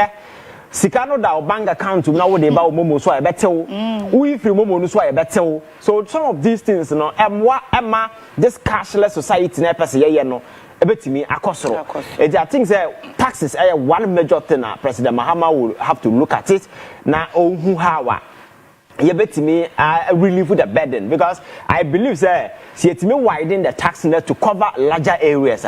We will be able to get a lot of revenue, and now some of the informal sector no businesses and transactions be below koso krom ha, they don't go through any system. So we should be able to formalize all these transactions, the business activities, sabaya be go through a certain proper channel. Among for government manage taxes. And never acquire major challenge okroma rent. Yeah. Every single person in this country. Yes. Rent, this is what happens. Last year, I'm back behind them. I catch us 500 Ghana cedis a month. I feel now ya 500 ya 2 to 800 without no indication, nothing, and nipa not in the discretion and but I'm saying some of these sectors any regulated with any formal process nipa ne jisikari nyina ono oboniti ma na wato wa jisikana gu no bottom. But I think if we are able to look at a system, I bet making sure, because I don't believe even house owners the crowd should be giving houses out to people. There should be a system or be able to register a dime, making sure that Ghana need pet dime. You don't deal with a house agent and as a owner. No, now a system. Ubeti me go through. I bet me regulating prices. No, quite effort so 6 months, 1 year. Now yet me yes anema we nyina a lot of relief say rent yet me the mrane ya aduma. Now the more the highest abeti me atua just 6 months. I trust me, a lot of people will survive in this country. And I'm saying those in Yamanu ni hunti no obia da sore and yam kana na to dan mu sa basa sa and now Accra opedan han 1 year wunya bi and obia wa ba Accra by national service 1 year or ko han dan yesi 2 years now oya 1 year ni we are 1 year na aka na betra man say na papa na betenam. There should be a system that should regulate some of these things. Now, governance, so inshallah, idea who be out. Sad near my petty way, who is say, anyway, no. If we are able to do some of these things, rent issue, cry, resolve. Trust me, a lot of young people will be able to put your friends saying life together because what better when you see can alcohol hand down just for about 15,000 Ghana cedis. I can't hand down. I can't penty. The old begum and send a juma ben over ben what all that government has to do is to implement existing laws just to ensure say a man for will go through proper channel. So I think it's one area social way we need to look at. Now they COVID.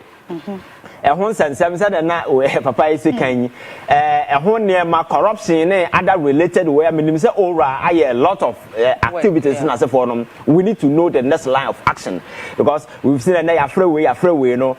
I'm sure the government is really committed considering how they are going about it. But I think that assurance must also come. Ghana for because there are a lot of people who still don't believe that this whole thing is real. You understand? Yeah. So I think President Mahama will have to reaffirm his commitment to the fight against corruption and making sure that individuals are more far they don't go scot-free. Because Yamakacha said Yatikroma at the end of the year, Sike kwa man for bottom, Esuchen Sike kwa man ho. And we cannot continue to live in a country that particular thing will happen. So we need to be very frontal and very aggressive in our quest to fight corruption and so forth. So I think it's one major thing that will have to be considered. And again, job opportunities for young people and so forth.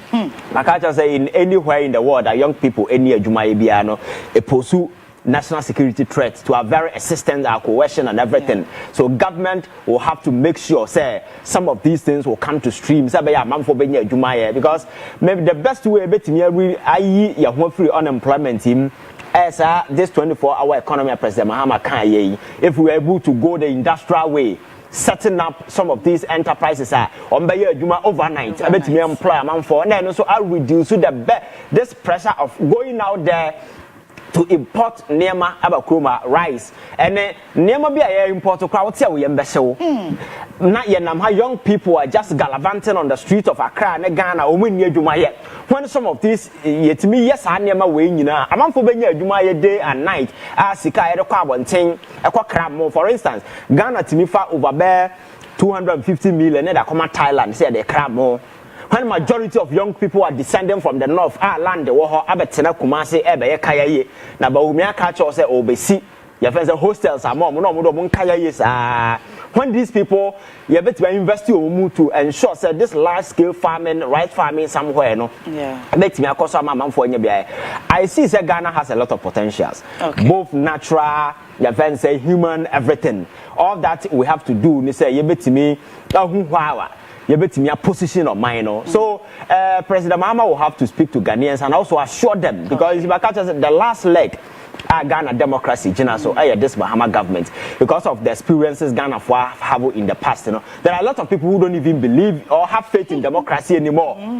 You understand? So this is an opportunity to assure Ghanaians and reaffirm that commitment. So going forward, institutions of state will run to their fullest way. And they are string controlling state institutions. They are working at the behest of certain individuals in power, but not in the interest of these people, Ghanaians.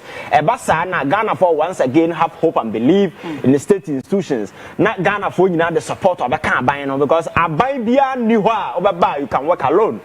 You need to enlist the collective support of the people to be able to achieve whatever that you do, because all that you are doing is to provide direction. The workforce is the people. Once they have trust and believe in the system, they say the system will work out. Trust me, things will work out. But never be a cause for parliament. I found your marking in the vet and yeah, we're talking about trust in the state institutions. So we have Nema Brante with appointment committee anymore. Then you begin to wonder, say, you're quite anymore and say, this serious, your friend is saying, committee yate. Their job is to interrogate and find out, say, yeah, I am minister. Ajumano, do you have the capacity over to me? And I say, oh, to me, you thought now, knowledge, or what to say. Nipana, but I feel you ever catch and say, oh, Messa, Baja. And I mess up your friends at our parliament. Yeah, I will be here. When you reduce some of these serious businesses to some of these things, people will not attach any seriousness to it. And I like the reaction from the chairman. The chairman. But you see, MPP as a political party should also be very, very, very careful. The man said the fact that we lose political power and doesn't mean hey, you are descending into abyss forever. You need to build hope. And in building hope, this silly approach is not the way to go about it. You understand? This arrogance, this belligerence, or be a Kenyan that kind of silly way, I'm not sure that is the way to go. You don't sit in parliament and use such an honorable institution to be furthering personal agenda in this particular manner. That was the comment people were making. about this, what happened yesterday in Parliament. I'm for expecting say we have ushered ourselves into a new phase. Yeah. The new phase, you know, with a renewed hope, with a renewed sense of responsibility. I'm for expecting that politicians will live up to that particular billing. Because we said new narrative. The narrative should include doing things differently. But these people go there and the way they behave so amateurish and so infantile to the extent that sometimes you begin to wonder, say, stage now where you hope is a gets, you know, are they really there? You ask people to go to Parliament and dance bobo. Abra will be out to another other dances. Now, Parliament will be a new order. So I think that we need to get serious. So now there are things that we are hoping I think the president ever made the address. And we are hoping say he will be able to assure Ghanaians because with this new government the hope na shall say but the old no and never tell what the future will be. So I'm expecting say on rising up to the occasion and the many promises also I'll make here in the manifesto and the assurances that he gave to the people of this country. You know. In terms of Galamsey, I've seen a lot of your friends say we are go around the minister Nanomi Ashanti regional minister the minister at the sector no yes engaging people we need to do a lot just to ensure say some of this environmental degradation through amount for greed for more yes way you know you stop it will depend on the decisive action by government just to ensure that these things these areas are red zones, they are red areas. You don't just step in because if you do there will be consequences. Now state no moment MAS sponsor or motivating and incentivizing people to go into ventures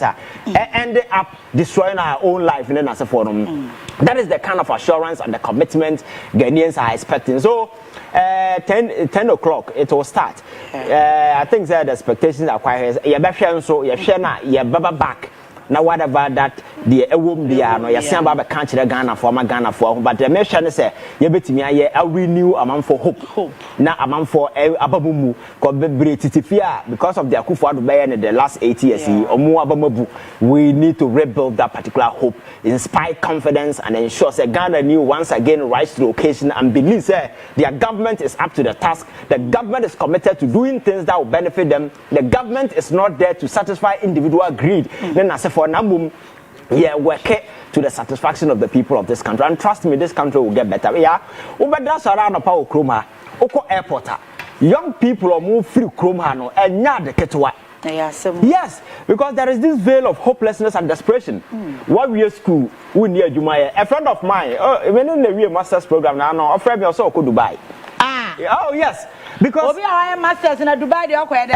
So you cannot blame him. The opportunities and those there is absolutely nothing here. You understand? So I think that this is something that we need to work on to rebuild hope. In our own country, I can live here and survive. He has been here all along. Uber call we 1,000 Ghana cedis. You bet you 1,500 Ghana cedis. Now what's a crack and I said such sikan editor but that's survival. So we need to just to ensure that we stimulate private sector your friends the growth. Say your mom farm for a man for Juma they will find a way to earn decent living. Because sometimes when a man for Kasana has salaries, a man for any our chrome hire. We have best show because system be and who are check some of these things. Exactly. You understand? So we need to restructure the system in such a way. A lot of them are also. And the Abasana Nipania just a comedy is Nabosome or converted to Ghana, Sikam no 5,000, 6,000, and they will go. But the horrible ordeals these people get exposed to out there. There are no ladies or Moko or Mama Beam. Even go Okona Ghana near San Suni Omo, man not Tarabrosan, so now Opi Abrosan. Oba, all because of the this is a modern day slavery people are being subjected to because they have everything, natural resources, gold, diamond, but few people are utilizing it to their benefit. As a son of man and a man for ma resources are meant to benefit them, no. They are suffering. Go to Obuasi the last time we spoke about it. If you would do Obuasi, you see hopelessness, you see desperation, you see diseases because of the toxic environment you're creating. But no, the core beneficiaries, I him for more home called your cat. And him penning for And your friends say company no frabon even corporate social responsibility that must be rendered to the people. And you land now where the you take it away from you. So living there now, your life is in danger. You understand? Is the reason why recent times I see young people mining areas sometimes you cannot blame them because first no free say oh but then because of marketers the information is available they've been able to identify say no they have a stake in that resources and they must claim it. Exactly. Across South Africa some of these things has been happening, so this is the time for us to also look at our mineral regime just to ensure say yebenya a good cut from yankasa natural resources. Now you dey say enim nyansa, your resources you say you have between 5%, between gold na me royalty. Na nipa de sene etimi aye saa nhihye o de go ye gold ye dan ye. Ye de abambe 90% come amanfo so mumetu, but and nimdia ba to a point wunya natural resources na wuntumi ntu a you just high services of individual with the capacity of metimi aye. Who we are, you pay them, you own it. That is what countries are doing. So gold na when you don't have, employ people, pay them, let them extract the gold, you pay them, you own it. That is what everybody is doing. But now your friend is saying lithium. You saw what happened. And your friend a percentage. And the resources go away. These people,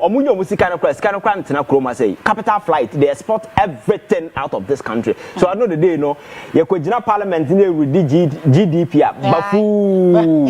but on minor other critical indicators and the countries they use as to whether their people are doing well or not. This human development index, people don't even talk about it. But and on the capture the real life of every single individual, or lifespan, literacy, and a whole lot of personal development and so forth. But some of these things are your priority because government now set it up factor human welfare, factor human development, factor individual progress. Now, avenue for few people to become rich, and that is all that leadership power is about. This is the time for us to change that narrative, and I expect President Mahama to leave that particular course and ensure, say, Ghana for he will come with a renewed hope at Ghana for Benya said now no and near Massasa. All right. Issues be trade will crum before I ever call strike actions the last time close like 4 days I mean so much who with you grandpa. Now President Mahama fan crofon fan show manai.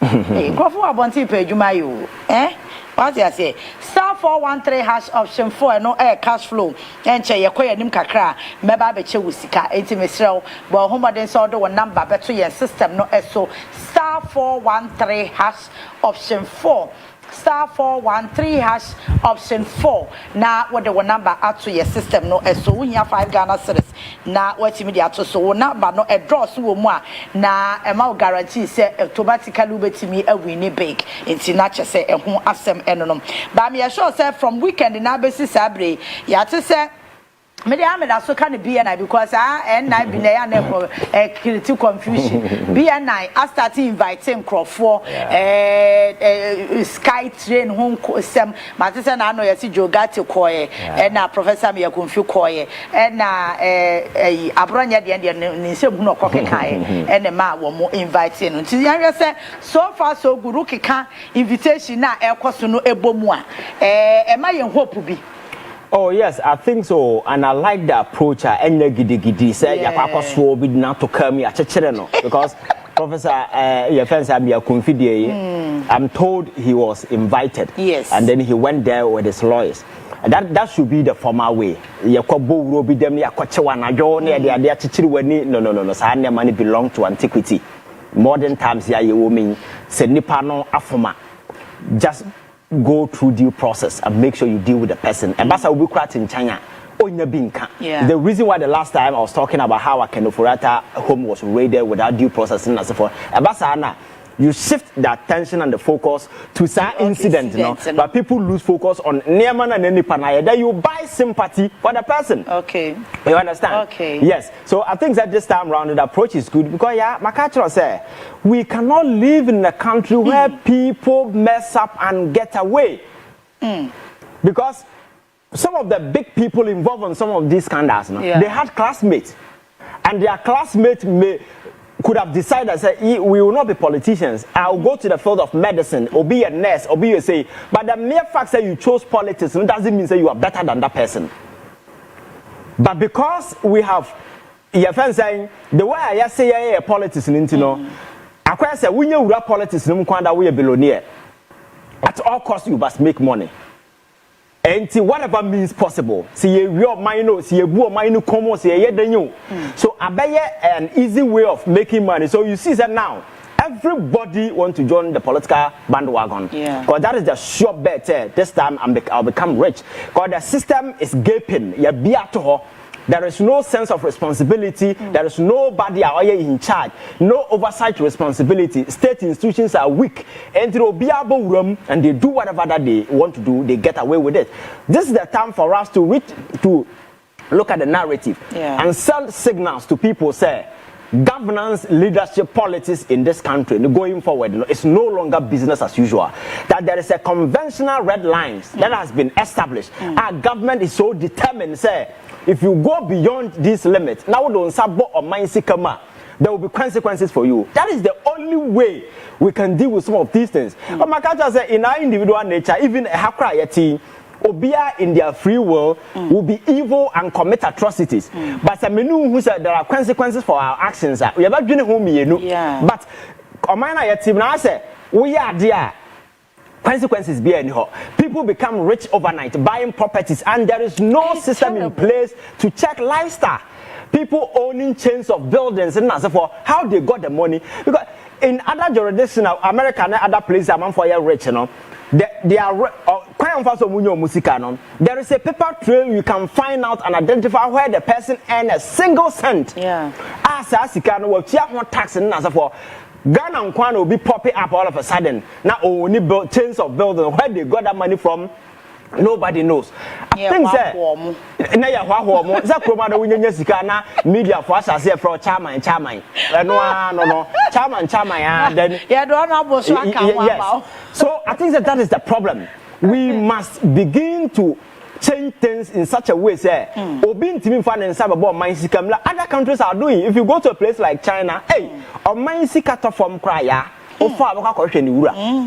that is what we need to do in this country.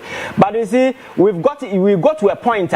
State institutions and the better avenues and they motivate a man for to engage in some of these things. You who their course or Yoko, you who their course or special prosecutor and as a forum individuals now investigating ended up to be heroes. Then the state institutions ended up being demonized.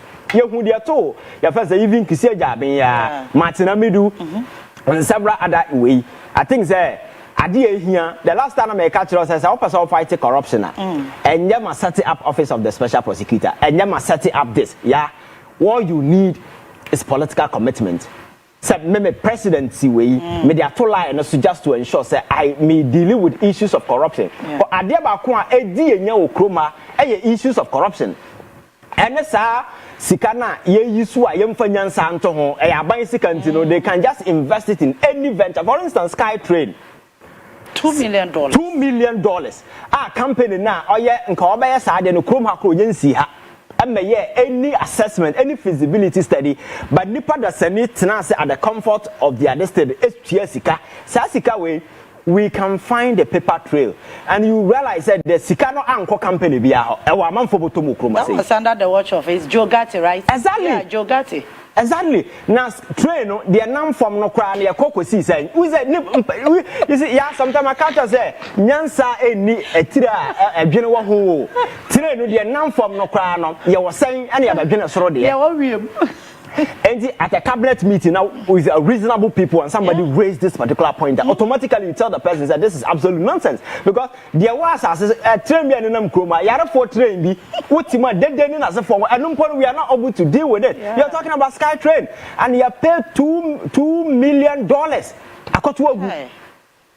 Akwasa agrobi we nipa ni so and this is on my $100 month for to the stand say yetia na no Donald Trump cancel USAID no how people are serving because the money comes in and we are foolishly throwing it out sika no months are no formo he making sure that he can also the and the day has come, the reality has dawned on us.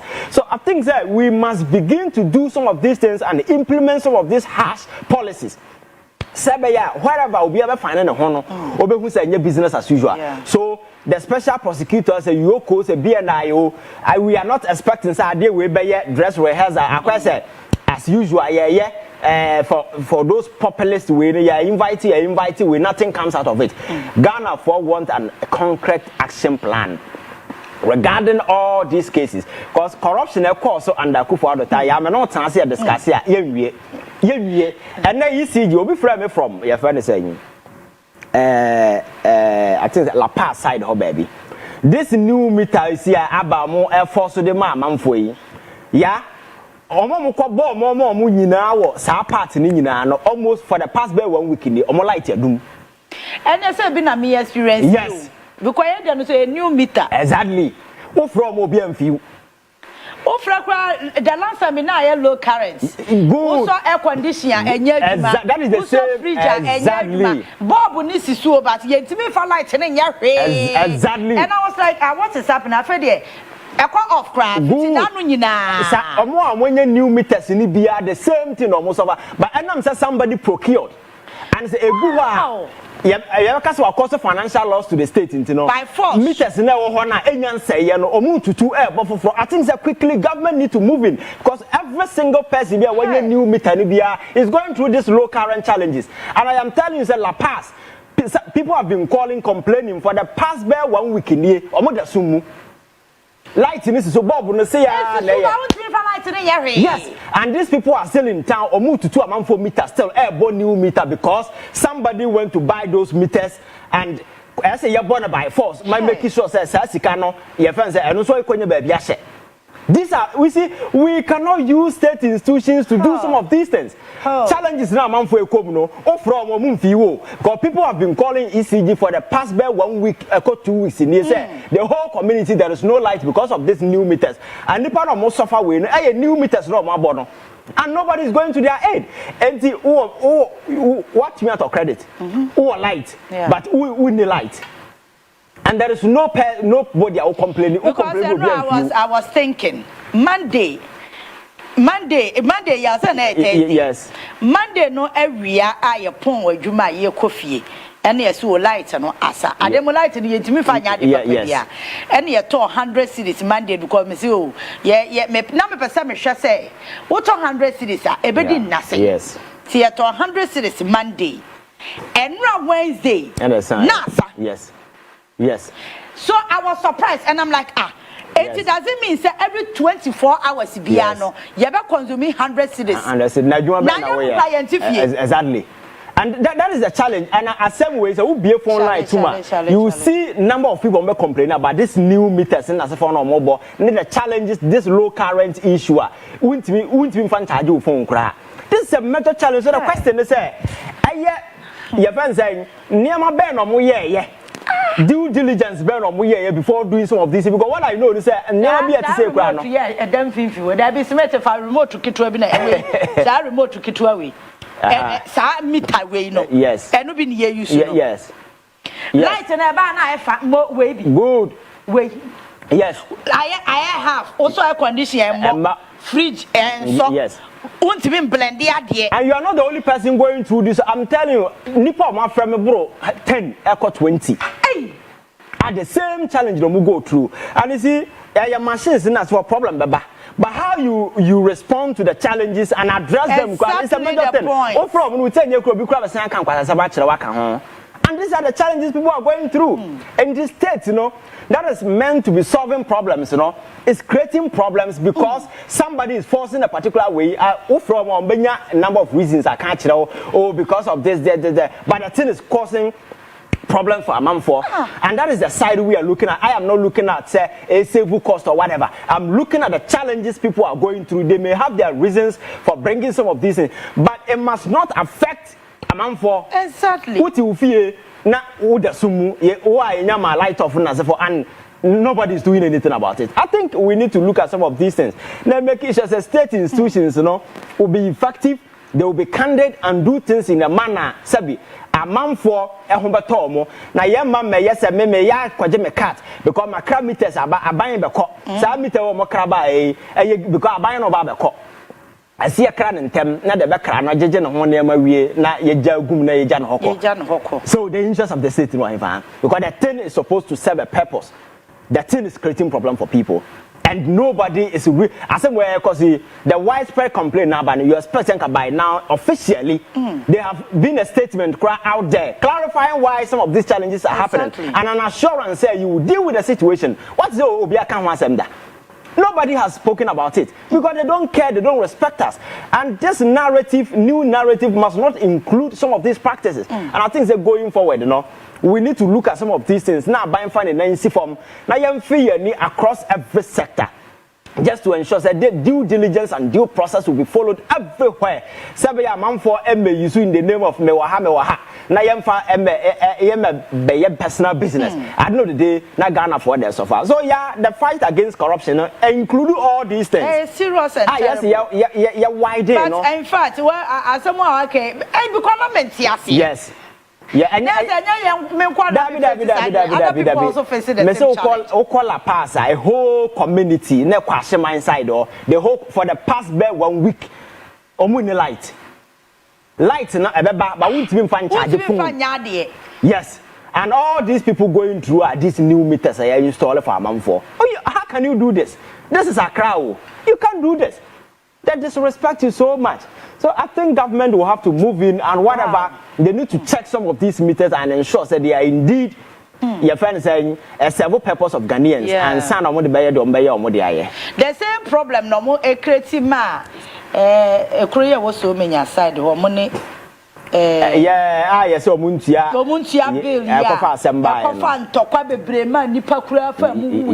a bimukras what did them, yes, a terrible, yes, because they meter politically a moment young cobo, your boy and your fan to ECG system. So, and over the years, now, Omuntia bill. And all of a sudden, boom, near Comani Pabaco bill bears a 200 million. Over Quadani Pano cry, dear Noye. So about Tiro, so I there were no better than any 200 million. Yeah, and I know, and I'm your Maya. You see, the procurement regime now, Kasa, in some of these state entities and enterprises, you know, we need to look at it again. Exactly. Say ECG Soresa or Kotomita new one a bar. What are some of the processes, the procedures, the near form just to ensure that the model banner valid and your individual China will be across the side near Bidia boom and or the Bragana. It is about how I ebenya na yenya cut free home. I don't know whether some of these things go through due processing as well. And due processing I go through no kwano. Nipa no moto ni na politically exposed individuals. So at the end of the day, they just sign go bring it. At the end of the day, you know, the state will suffer. And some of these procurement breaches in as go through almost every single state institution in this country. Time has come for us. So I say, you see, governance and daily no solve problems. And some of these daily occurrences, you know, and as I inform you what to do. At the end of bar, you move in, you solve. A bar, you move in, you solve. Ghana is the only place problem will come today.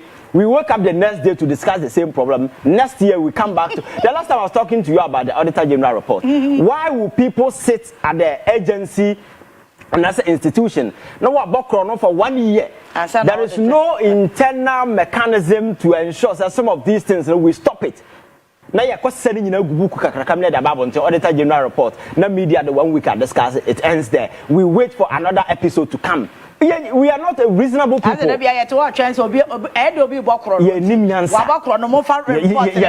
Report no kind the man would when you went how the Auditor General report no won't be for 2 years to kind. Yes.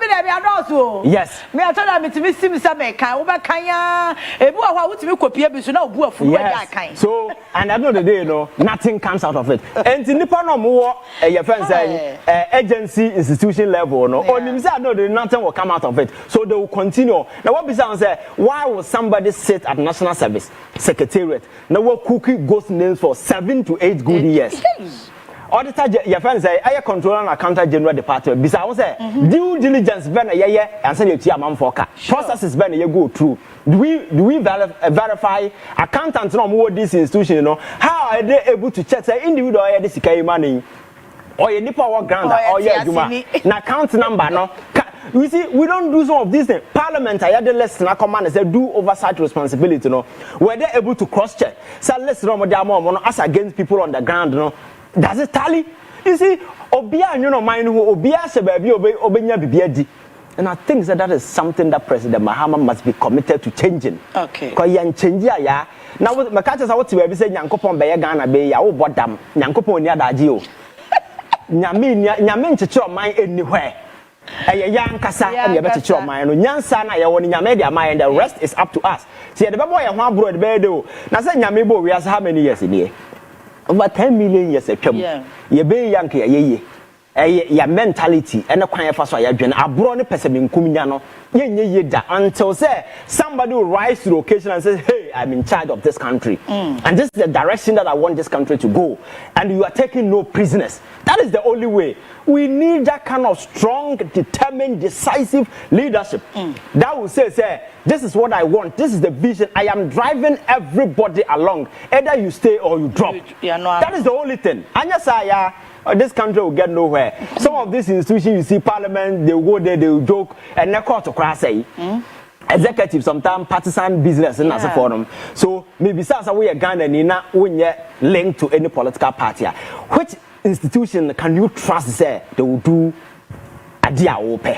Now, say it's written up and say a predicted court judgment. Exactly. Ade na bi si da exactly asem bi o we ti me ready as we wo mo kwatena si we ya no aka so eno anom beka. And you see, you cannot blame them, and I've told you that you see your constitution, you know, several portions of it outlive the essence and usefulness regarding where we are today. And there are a lot of ambiguity in our constitution, and those gray areas give judges discretionary powers to decide. And unfortunately, we have judges, some who are so corrupt to the extent say, I don't know, they are there doing partisan business. So to take away that excessive discretionary power from judges, you look at the constitution, you review and give clarity to some of the clauses. For instance, the say we are Ghana the now kura your fans say American passport which me MP yes obi na tena say allegiance and citizenship or equity through Supreme Court ruling. Because allegiance is different from being your fans say obi only allegiance to a country, different from being a citizen. Because Akufo-Addo na ban ni nkrofo abraba ombebo ye, do you believe that they own allegiance to this country? Because America. So you cannot equate allegiance to citizenship. Allegiance agasa abraba boni ni sai nkrase se mombe no kroma tia this country ma o man abofom no enkomo nye. So you can't say allegiance is equal to but because the law agree on those areas, somebody gave that interpretation, and we are here today. And again, as we speak, say obi ko parliament and I know na me catch it. If I join officially a beginning from, as then when Nipa na convert in our party, and now I confer ECG, yes, electoral commission forms our failure, and now yatu abama na we. Na you declare no, and now say you say yes when in, and if I start free. That is the problem. I had dealing judge question. As we there's no clarity in our law, so that particular thing will give judges power to put their interpretation there. And maybe to be you can't challenge them because the law is at the bosom of the judge. So I know that they want because the ambiguity in the constitution is so clear. So we need to look at some of these things and redefine them. So that who read on the surface of it, you see, say these are clear terms, or be interpreted, then you can come in and say, and say, but there be one problem. Jachi kwesi issue no once obi a drop citizenship allegiance. Once obi aka your parliament hwan. You better chance next year be say am then na radio so busy. We are not serious people. Star 413 option 4. Cash flow and anope unsa ebetimi akasika pa honorable so eje CBB kaswa or 16 years. Okay, we'll respond to obi message. Conscious agbenu awosu or say Ivan Che innocent, I trust you, more fire. Okay, Fatima answer. Okay, that is Ghana for you, bro. No say Kuzo or say President Mahama is coming to give Ghanaians hope once again. Mami chose kakana feminine innocent and swam. Two, one more airborne training, so almost one more redraw, more vehicle maintenance allowance, and for that matter, more air person, more air cost strike, and who ask them, Yababe Cassia. Star 413 hash option 4. Star 413 hash option 4. Maybe I'll show you who number 2 so see and Koyan Star 413 hash of Pasigadi, Utibinka, now to Milika, now Wakopebi, very important. My concentration much because me track cash flow over my phone also, and then see, and my two engage, you know, my patrol, we are here can be a co weekend, say, yeah, now you did, and see me patrol your own, now for number eto system, no so, and mammy, a bad papa, now won't so what to me, and ya will check Star 413 hash. Option 4 and no cash flow and no pay and check maybe road draw no a day amount now also what me a winning big let's say and no so you know that what follow to for common now moody no we must say more vehicle maintenance allowance abansi will drop it there near munko adwuma.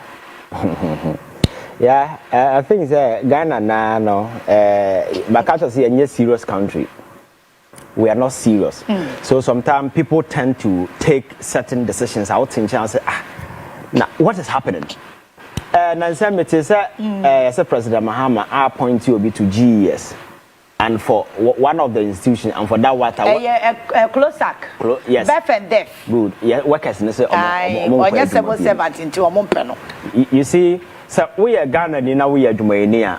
I cannot take away your right to protest because even the constitution, you know, it make it quite clear. So when you're comfortable with your working conditions, everything, you have every right to protest in the way of ensuring, say, government a baby amount. And in that protestation, you know, there are procedures, there are options, alternatives that you can employ. One has to do with negotiation, then as a forum, such discussions. But you see, to withdraw services, I mean, because allowances are not ideal incentive for your demand because of a Juma warrior. A bonus because of extra stuff that you do. So because of that, you know, withdrawing services because of those extra way, you know, does not make sense when your base pay, you know, is for the job that you do on a daily basis. But you see, and I'm saying over the years, we are not critical people. We don't look into some of these things. Oh, I'm entitled to car maintenance allowance. But you are not being paid because of car maintenance allowance. You are being paid because of your base salary.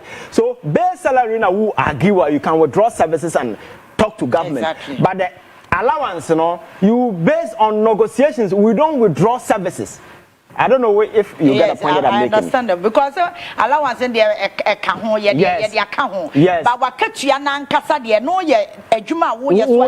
so you can't withdraw when you don't have any issue with your distance. Your salary. But you have. I'm not saying you cannot. Your friends negotiate and not protest. You can still protest, but you don't withdraw service. There are several ways you can engage government just to ensure, say, or making sure that those incentives are available to you. I don't know reasons why government would decide to take such initiative away, but some of these things has to do with proper negotiations, discussions, and I'm not sure that government will just wake up and say, I'm taking them away. There could be reasons. So whatever it is, you know, you have your friends saying the power to engage, discuss, and have some of these things. Now, anything you will be asked about withdrawal services, there are no consequences. For Donald Trump, government even customer withdrawal services. Yes,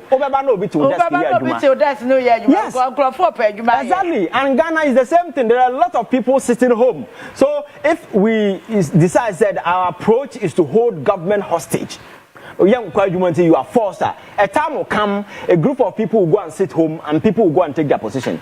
Then be a president. That is some of the options that I will consider. Because you cannot hold me hostage. Trust me, I am the man in charge, making sure that I drive the larger vision of the people of this country and to ensure we achieve what we want to achieve. Look at where Ghana is today.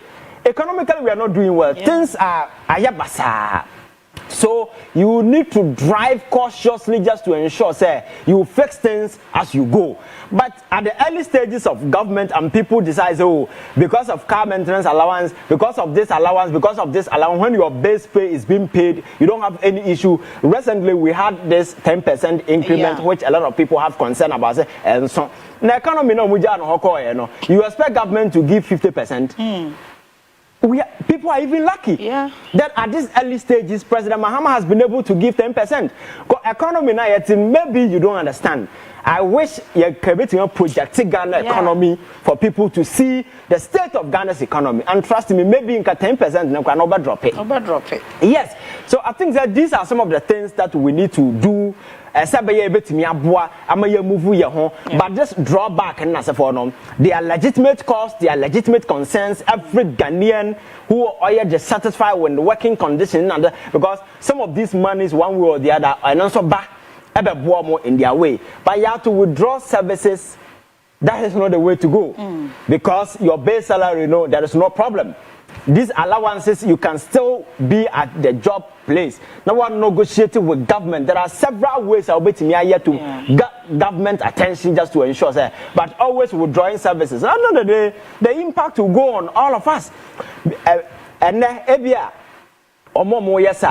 impact feel it. But what about other sensitive institutions that when they withdraw services, it affects OBR? Just imagine say certain nurses and the doctors say, your car allowance and as if for local hospital be anyhow. Do you know what will happen in this country? So when it happens in some of these areas, I'm on for our game, but go to the other side and will be a feeling impact. That's how hypocrite is the reason why I am adopting this approach in dealing with this matter. So that across boards, the benchmark will be the same thing. Stay, negotiate, and make sure say you get better conditions. But you will draw a service. Just imagine doctors and nurses decide to go the same way. Can we survive in this country? And going forward, I think the government must also come in just to ensure, say, emolument regime, is so skewed to the stand, say, a benefiting majority of people and other people suffer. For instance, now, Mami our SICCOE, or the on kasa de earnings, but to the when you now have something one person is enjoying as a CEO of SIC. Na obi a ono say medical doctor wa bra ba ya doctor at the hospital baby na at the end of the month ono 12,000 onya as a salary obinya 10,000 as a salary obinya 13,000 na obi because or your CEO at a particular way allowance onya no kwa so chan o salary as a doctor I would treating life as a nurse. I know that we are humans. People begin to do comparison as a form, and I know that the motivation, the intrinsic motivation, for you, they will not do it. So I think we need to target our emolument structure. Now you're making sure, say, the obia deserve in Sabaka. Now, question your packet at the end, then you know, baby, see will be. Because sometimes I don't understand, says he will be none cut you as the same president across. Exactly. Does it even make sense? Me say CEO no crowd these state-owned enterprises go there and check, none of them and they make a profit. These are debt driven in institutions. None of them and they state-owned enterprise quite recently. You saw the report. Over 2.2 billion Ghana cedis and in this country. For the past 4 to 5 years, now you over 10.2 billion. So institutions and agencies that are supposed to make profits, they are running debt, but they are the very people who are best paid in this country. Who at the same Bank of Ghana, or not to meet now when you are over 60 billion. Now or take fast salary allowance will see a man who cry over 50,000 a month and then as a form. So I know the day or being fear do a catchia. Exactly. No, I just back. And what we don't value in this country is services being rendered by people I am value of no nina count them on mine kono. Police in here you are going to say here. But police for you now will draw from the system. Do you know what will happen in this country? Look at teachers, look at nurses. Obia who here and we need to structure the emolument distance as a nipa the base salary enough. They will not complain about car allowance and as a for them to withdraw their services. It's just there is a fundamental problem. Or to know Article 71 holders, Bafu, Yamane gardener, Yamane security, Yamane cook, Yamane driver, Yamane bet allowance, hook allowance, all those nonsense of allowance, entertainment allowance, or 2 kanya per diem. Then as for we pay in dollars, for them. So one person at the end of the day is going home a month with over 1 million Ghana cedis. The same teacher near okra similar qualification wako to amount for Lego wakobi. Amount for UCC wakobi. Wa go through a okra first class and other classroom or the child there. But because the choice is on this side of a coach the salary. Yeah. Na yere ne ma da be teacher ni bia minim no. Or na ka tie nyina agye mo. Sa mo na wo be free o mo na na for no. Yeah. But so me so our salary aka nuru 600 Ghana cedis. E bia American say wa wo bebre ne ma be 6. Wo be da hwe mo.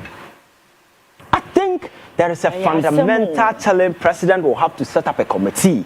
The emolument structure of this country will have to be looked at. Now, that tripartite committee, can't they do Sanyama way my yeah, okay, committee. I want the committee no more and Kasamo. What they are gaining is what and no, this is Ghana for you. Committee na yateno or not tenacia. Go and look at allowances and the benefits they are asking for. Until it ends there. It ends where their interest ends. When I call negotiating for wine, I said we are making, it's a fundamental problem.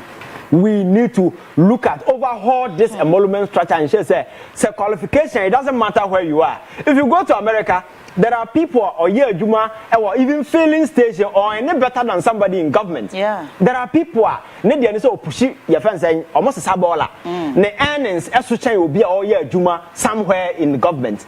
It is about what you do. Because we don't value other services. Within services, and I say honorable take care now. What about radio station? Now upon no be a dinner. Honorable. It's all that life is about. Yeah, born now. No, 100 Ghana. No, a child when you pay that is honorable for you. But services are way be all render. No, as such what the honorable is rendering. Yeah. Because look at somebody or engineer in America. Obi or a medical doctor in America in a hospital. The people he's serving. How many politicians and a year do so you need to pay such people well so that the say honorable no ban no because baby on he's earning well. So teacher in our Ghana they are earning well. Doesn't matter where you post that person. People will stay. Now you know obviously Jina Fato BBD, that kind of stuff. Debiana Yere Gunusu dinner Temsa Mabra, but he's working for government. Nemagunusu they can attend good schools in as for them, but Oya Jumama buying. What will be the motivation? Or quite Juman 1 week, or quite 3 days, no way. So there is a fundamental problem. I am expecting President Mahama says a Nema wing Chema on sit down. Now you shed the emolument structure across board. Now you review. Now you're making sure that the base salary of every single Ghanaian, is something, worthy. Some people know, is it allowance? I cannot blame people who drain services because of salary. Now your salary allowance exactly. Salary so allowance in the idea get them going. But we live in a country of about 33 million Ghanaians. Yeah, people who work for government are less than 800,000. But omo government appointees can't say we know sika omoje change the entire people. I just say we are sick as a country. Abaye politics and abaye nice avenue people are making money. So I think we need to sit down and think. You see, Ghana at this point we need thinkers. People will be able to diagnose the challenges, the problems, and for fair solutions ever address it. And then commitment to do is another thing. That is the only way. Ever say, and Kaban say, Obi has a president, baby. But that is the only way you can make money. But I don't know, Obi a teacher, Obi a nurse, Obi a doctor. He will not be waiting for government appointment. Because Obi America now or a nurse or work here hourly, or earning the big money. And monthly, he's doing well. They don't even waste their time talking about politics. You only hear politics when they are going to the next election. But from day one to the next to election day, there be a politics. Because that is the only way among for we eat. About radio, no, be come on number, no affair, on number, and then me come out. Now I send you 200 a man. On number me come out. A serial caller, a so count number, some man or recording, no send the man. And you see, these people, you can't blame them. There is no job opportunity. The people who are supposed to create the incentive will not create. They want to own everything so that we become slaves. That was the last time I was telling you, say, politics, leadership, now part of the world, Poverty, a tool, a deliberate political tool. impoverish the people, enslave them, so that always and always they see you when you come to their aid as their God. That is the politics that is happening. Enti oko constituency anopa, yeah, MP no ba hono munya tesa waba. The whole constituency jitwi ne akogina na ponano. Honorable me ware this weekend o me ye adoring. Honorable me na nawu. Enti we MP na constituency within a week, we di ho agrabeto fundaka be 40. Because Obia nipa who in the constituency no be about well, you are the only person they look up to. Also, we need to what do you have to do? Someone so we cut corners to get something. Obia okoya wedding about honorable. Now we need to get wedding. But honorable me school fees. But that is the culture we have created. Creating an impression. So we are politics in my avenue. We are rich. And all the emoluments in a channel to you, but you are spread it across border. Obi oye teacher ni. Why would the person go to honorable for? Your friend is saying for sika. Say or the kutia ne ba medical bills na se for no. We need to restructure the emolument way no. Say ya wherever Obi are finding a hono, life will be comfortable, so that you may not have to depend on Obi. This life of dependency, this slavery kind of way, emolument structure, and no can Obi no be and President Mahama will have to look at it and make sure say you review the emolument structure, say even across board, depending on not where you are. It should be what you do. So it's possible say Obi on Kroma also Zoom Lion baller now. Or any better than Obi or bank. It should be possible. Because hard work pays. Elsewhere in America, hard work pay. Oh, I had a hard work being paid. People you work smart.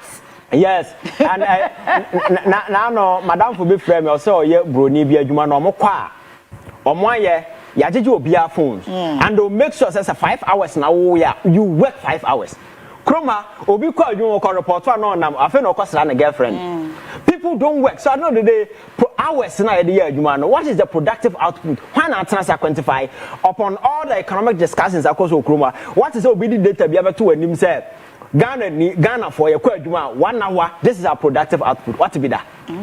People they don't even go to work. You go to workplace, people are not there. But ukwa abuechira na ya say warehouse na wo ya. Say boxes na wo peja. Wo page 1 hour no be peja boxes 50 minutes. Non stop. And sana maybe you go break oba be you are working. But that thing is not there. Clock in, clock out. In government institution, there should be a system that clock in, clock out is there. So that Nipano every day we are able to monitor. So at the end of the day, controller and accountant general will get the data to be able to assess Nipano 28 days, this number of days, you are entitled to your full salary. One car. There should be a way. You see? So as a smart government, and I make us say, you see, or you're smart or you're smarter as government. Okay. So in a day, you make sure they clock in every 2 hours. Oh, Master, we are smarter. You should be smarter. Every 2 hours you clock in. And I want to want to baby. Exactly. Obisun clocking mobi. You force people to be at work. And I think some of these things. Government institutions, you have a man gratitude. Yes. But who be some crown? She and crown. Na adia san ya na nsam me call baby say me kota ade nipa na ote kanta no ejina TikTok na tesa asa won bona so ma for work time na no hwe TikTok na ya bia sound de asama wo kan kra government institution working time ya jina TikTok hwe ma mo sa that kind of nonsense. The culture is so sick.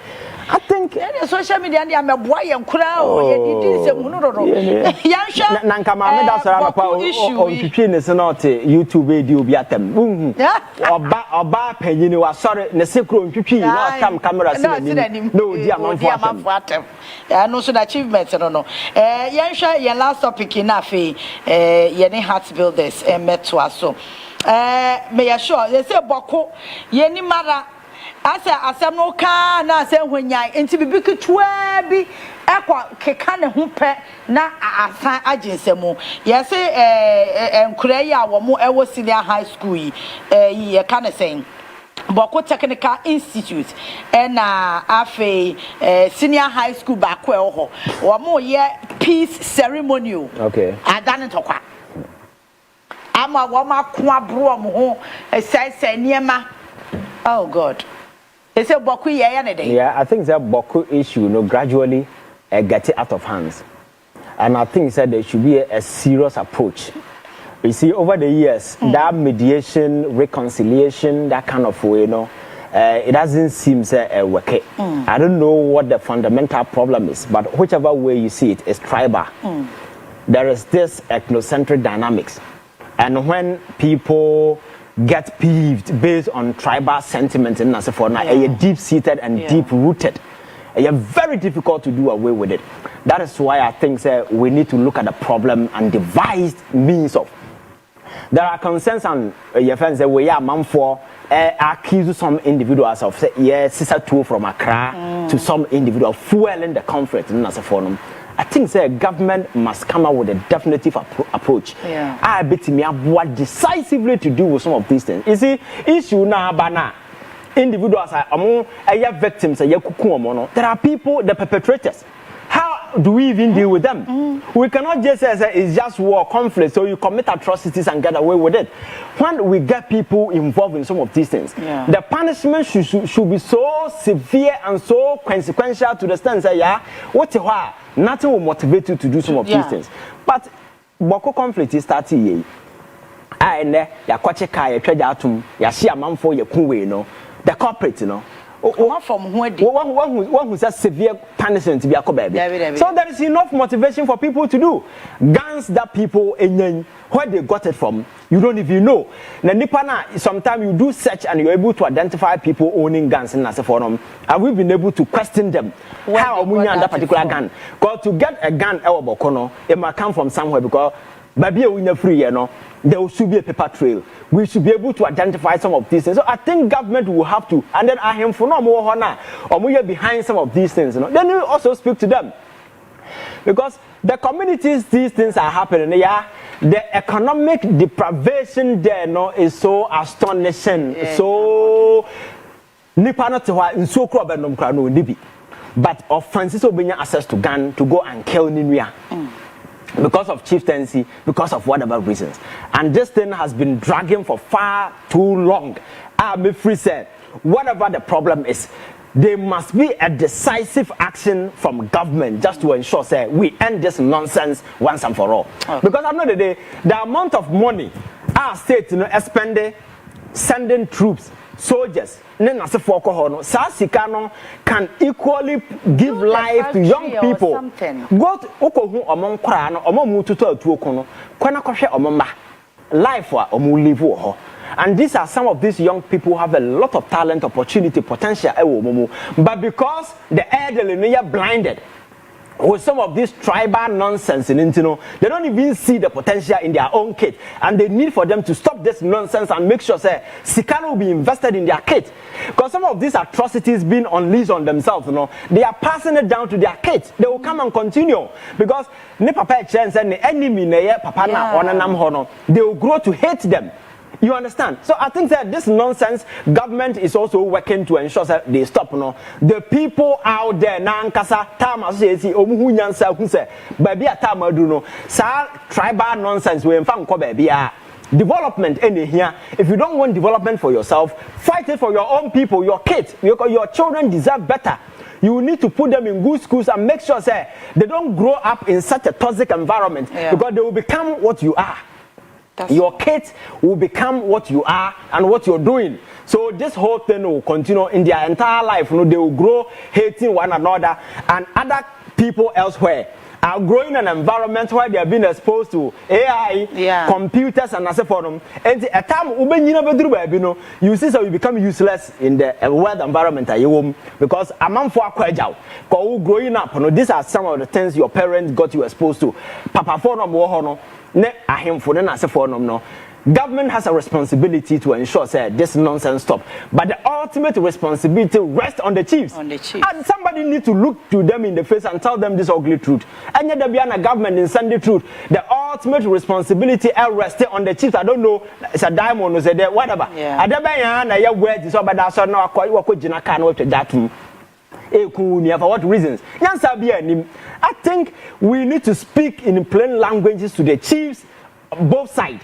No, who say what they are doing is absolute nonsense. There is no space for such things in this modern society. You me. What we are thinking Internet of Things. We are thinking progression. We are thinking about your friends say how we can reposition this country. Say young people will take advantage. That young people no include people at Boko, young people at Boko. And crying you by lawyers are more there and some can grow to become way. But if this is what they are being exposed to, what is the chance that they can even go to school? Well, I'm told school then cry treasure to me. Yes, yeah, sorry, dying. What to come to me by use a market our con free tribe when will be a kunkwa. Such nonsense cannot continue. So government, in as much as I blame government for some kind of way, we don't see that safety way, no. A buying cannot stop the conflict until the people there are ready to give up. And they need to partner and make sure say because sika e here to be niam betimi aye obekọ na nipa ne nantwie enu minsuo from form and wunya pipe on water wompe na sika na ye to gu no na ye me ya no say enkra mayo mu free north ebakumas be ye kaye ya ohu ebinum a omo ho fe young people with great talent. But because of baby offering, opportunities are not there. They are forced to come to Kumasi to do kaya or bar. Because of our opportunity, no be na kwakoda. Now I am nebano kro ni ne papa. Now crash and a chair no panel some pure water or so way air kaya ye. You can't condemn people to this barbaric culture. It is not nice. All right. Ivan che innocent and I'm stressing no pa mama na bre but me ana meet me aye ne sa. Mama na me bra panyi ya. Consider be on the 2nd of March 2025, 8 a.m. prepare the 40. No, every single. Some of them are required to fix the country now. Person will build because we say we are building.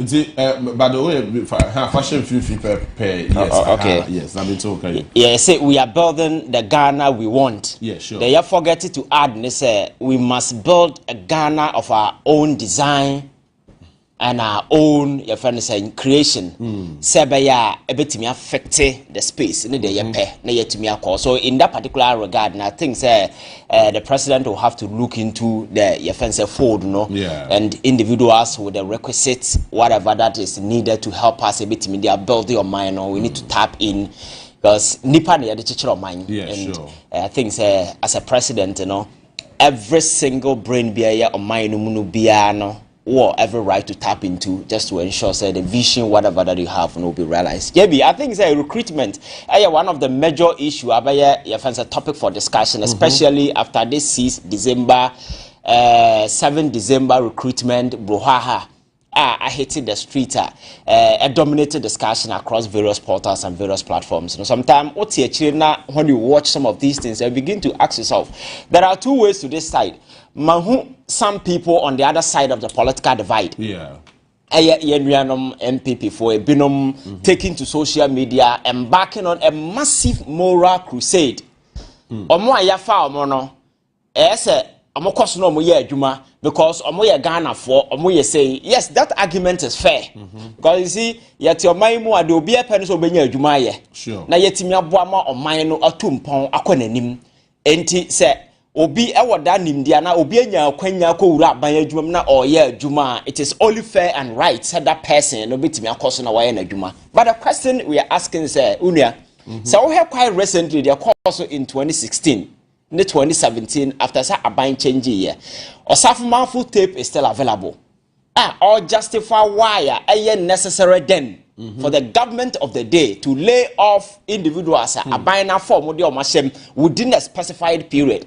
Yeah, that particular incident in AC, now I was expecting say as a reasonable government then a certain initiative will be adopted to ensure say this transition act making sure say we build a certain legal regulation be able to me I regulated that particular thing say maybe a kotoa bar from 7 to this particular period to time a transition because no recruitment and because a freeze period. Then you know say this particular thing is regulated by law. But who buy ya be saki amount for the coin who exit the same thing now or criticize we amount for the free or no. You did the same thing. Yeah, sure. It did a question they say what is your moral locus this time round to be running around the media and backing out your friend saying media campaign say yasaki amanfo yensaki amanfo. And I think going forward, the reason why our mind we yentumpon is a yensuya JB. I see. This particular Adeweye see, we may wake up the next 8 years and we will come back to the same discussion here. Sure. So what I'm employing government to do is we need to look at the Transition Act. Now you're making sure that this freeze period is embedded. Say we are on the 7th to the time of transition back on at that period, even though the person in charge is still the president there, but because there is transition going on, because you see the constitutional framers created that window, assuming say every president will be reasonable and will be sensible enough that that period, you will not be packing people. But as black people, whenever we get power, we abuse and do certain things. So within that period, Obeya making sure that the next chapter will be very horrible for you. We saw it when President Kufuor was exiting power. Yes, sure. Now, single spine salary structure. During his time, he could have implemented it. Yeah. But then it was rolled out. Thinking that the new government will come and make sure that payment. We saw the challenges the new government, Mel's government went through in the implementation of that particular thing. Yes. Because he's not looking at whether you have money or not. You cannot, your friend saying, won't me and go back. Because the very moment you go back, the policy is to benefit workers. You become an enemy. Yeah. So I say, you set a trap and a man wakotum.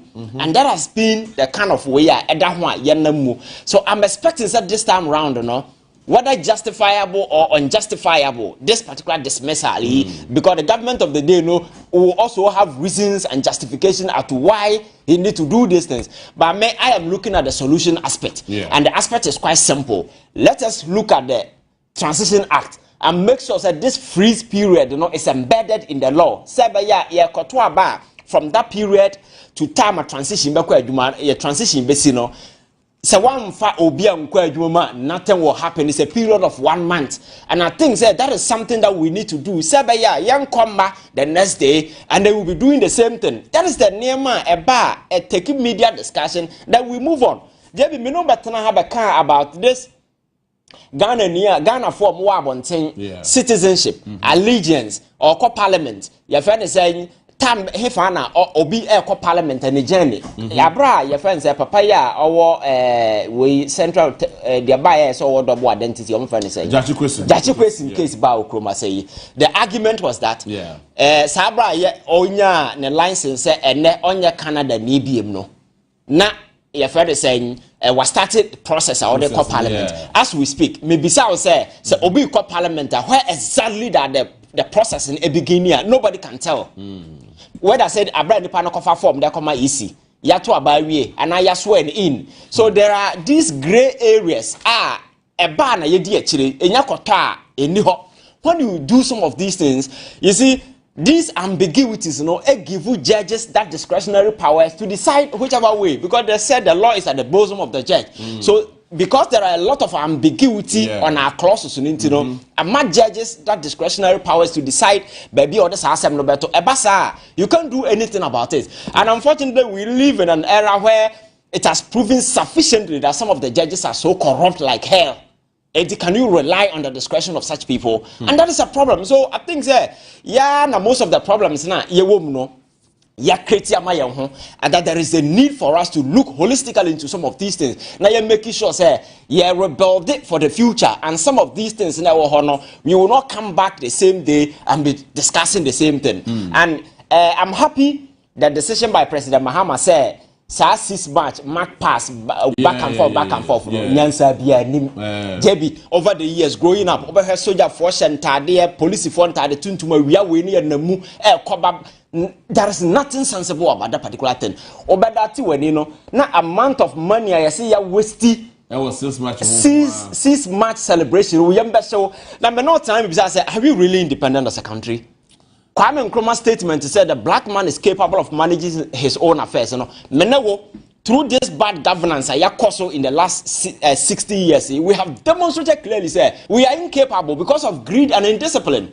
So the Independence Days, should be a rude awakening for Menewo. Now you're making sure that we do sober reflection on our failure and the need to rebuild this country. The sense of nationalism patriotism gone. It doesn't work. Partisan activism and taking the center stage. It will be here taking decision. Oh, Ghana no maba means me farmet cat no mako. There is that sense of nationalism in here. So I am suggesting say the Independence Day should be a national flag waving day. Let every single Ghanaian be on Ghana flag. Yes. It's more cars, cars, so or Danya. Okay, America, most of the buildings, Obi and American flag. It makes a lot of sense. Yes, so it will be a critical awakening to you. Say, this is your country, you own allegiance to your country. Yeah, sure. Let us do things to ensure, say, I don't know, there might a certain symbolic relevance be done. Regional level, no, or more the budget, amount of money or more spending on 6 March. Now we are free Ghana at 50. You have 1,000 time. The amount of millions are echo. Yes. Yabaya celebration we no. Na still enkrati biase. Yabaya sa nema we no. Na nipa na emwa enu nsuo ekwan enye. So what is the essence of it? So I think that has come for us to prove sufficient to say yes nipa we are reasonable. Nema bia yabaya bia na must seek to benefit the interest and the welfare of the people of this country. Na you making sure say sa na ye no. Kind of attitude, no, and so I am saying, say, it's a right call. The president has cancelled most of these things, but going forward, we need to ensure so on that day, every single Ghanaian will have access to a Ghanaian flag. Wave it, put it on your car, build them, baby, will be now any reminder. Now who say we are losing our very essence as a Ghanaians, the sense of nationalism, patriotism. No, we need to awaken that particular spirit in the average Ghanaian. To a certain extent, I believe there be a certain interest. Now, governance a package of partisan way you roll out things benefit you for that kind of way. No, I know the majority of the people who queue to vote for government, don't end up to be beneficiaries. But there are a lot of social programs that are available. The last time I was telling you about rent. See, a solve rent issue Okroma, now you issue executive fiat be say no landlord should take more than 6 months. Okroma. Do you know the problems it will solve in this country? There are laws, but who is implementing? These are some of the near market get here who are bedroom say but anything. When you do some of these things, you solve a lot of problems. Obi your national service. JB, our cry. National service, how many years? 1 year. 1 year. Or behind that our cry, so 2 years advance. Now 1 year na can na better man and papa na better. I'm asking. Oh, you have a best to work cry. Now, I don't just best to work cry. Well, you see, there should be a proper way to go about some of these things just to ensure, say, we create comfort for ourselves because the whole essence of governance is to create comfort, solve problems, so that Nipa will live freely. It's not an avenue to talk as I can say the Maya when we live your friends that kind of life. Can for that in class, we are not a crowd or come Mayo Clinic. I could seek care in the US. Obi ote konongo oyarea or maybe akwa Togo crow to be nko maybe akwa passport crow nibi, but that person is a Ghanaian, he's supposed to benefit. I think we need to just look at things in the way betimi aboy nyina Mati say Ivan Mama call Godwin mama hodum na Godwin JB quick one on this issue Mama Nchia me co panelist Mama Nchia Ghana for me nyamre 80 Onua TV JB you see so same way, I thought, say, it has come to a rest because you didn't come on for the past, I think 2 weeks and not 3 weeks. I can tell you on authority that BBBA knew a better. Looking at the facts, so almost your own court, Honorable Vincent Asifua and Nana B, the failed national organizer of MPP, so mobilize those affected people, normally the one at court. I can tell you without any shred of doubt.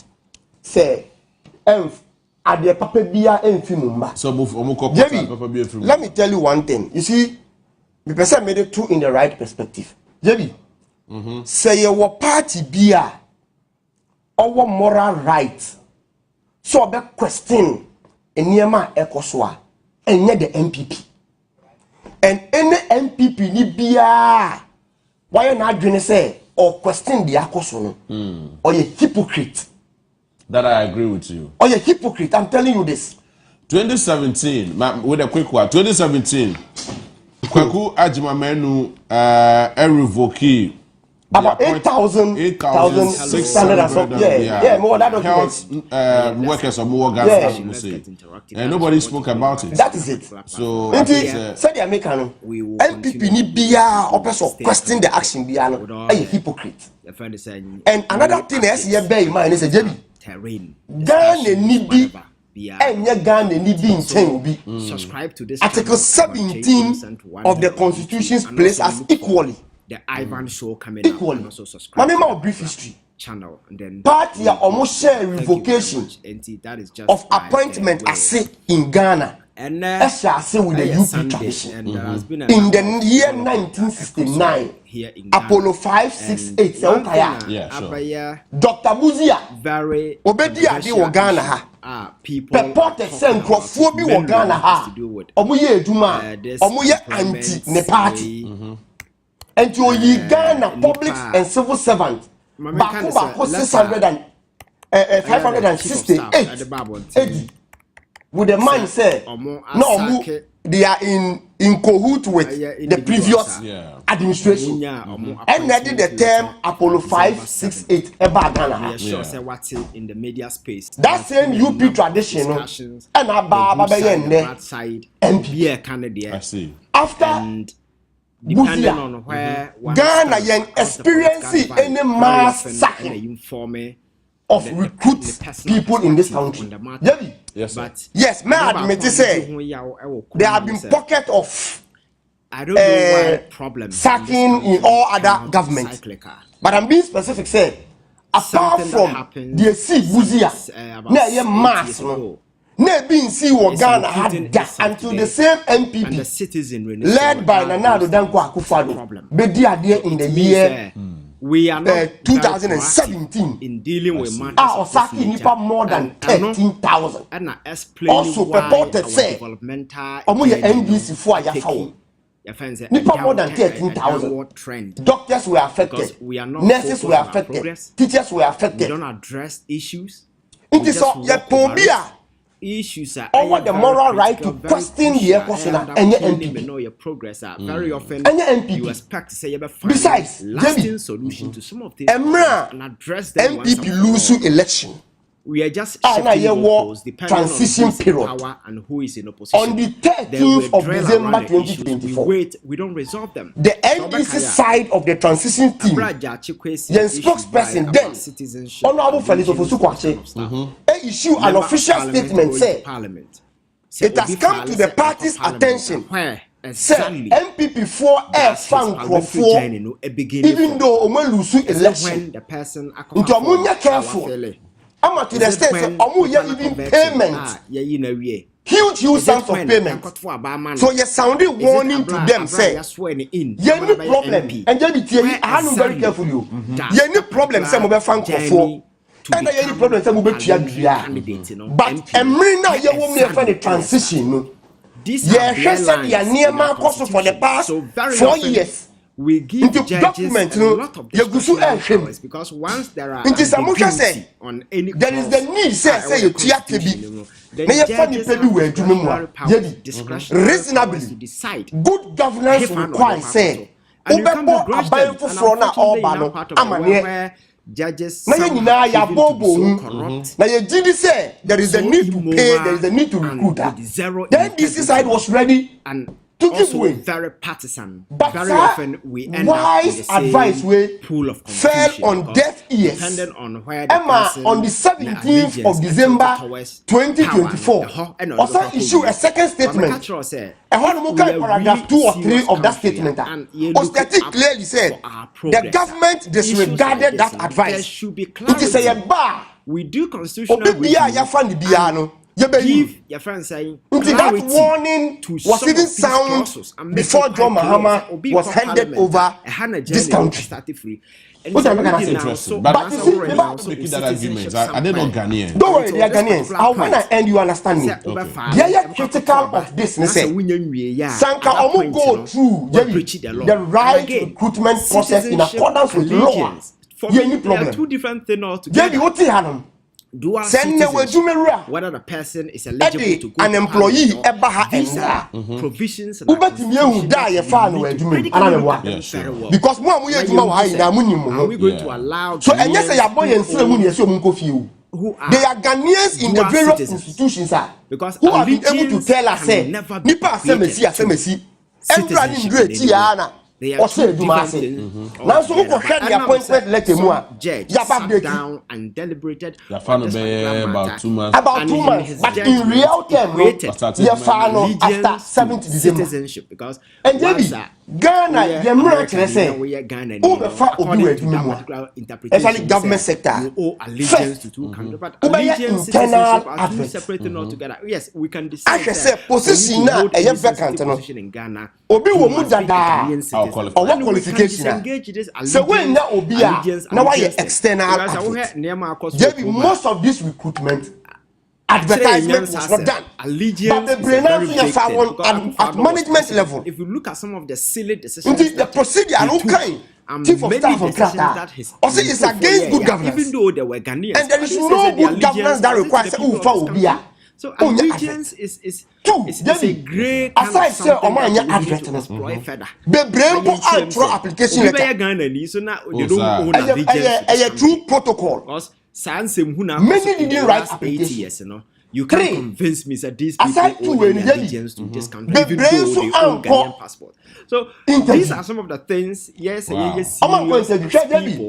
Very well. Just straighten the conversation because at the end of the day, the whole essence of doing all that we are doing, whether advertisement, whatever, and profit application.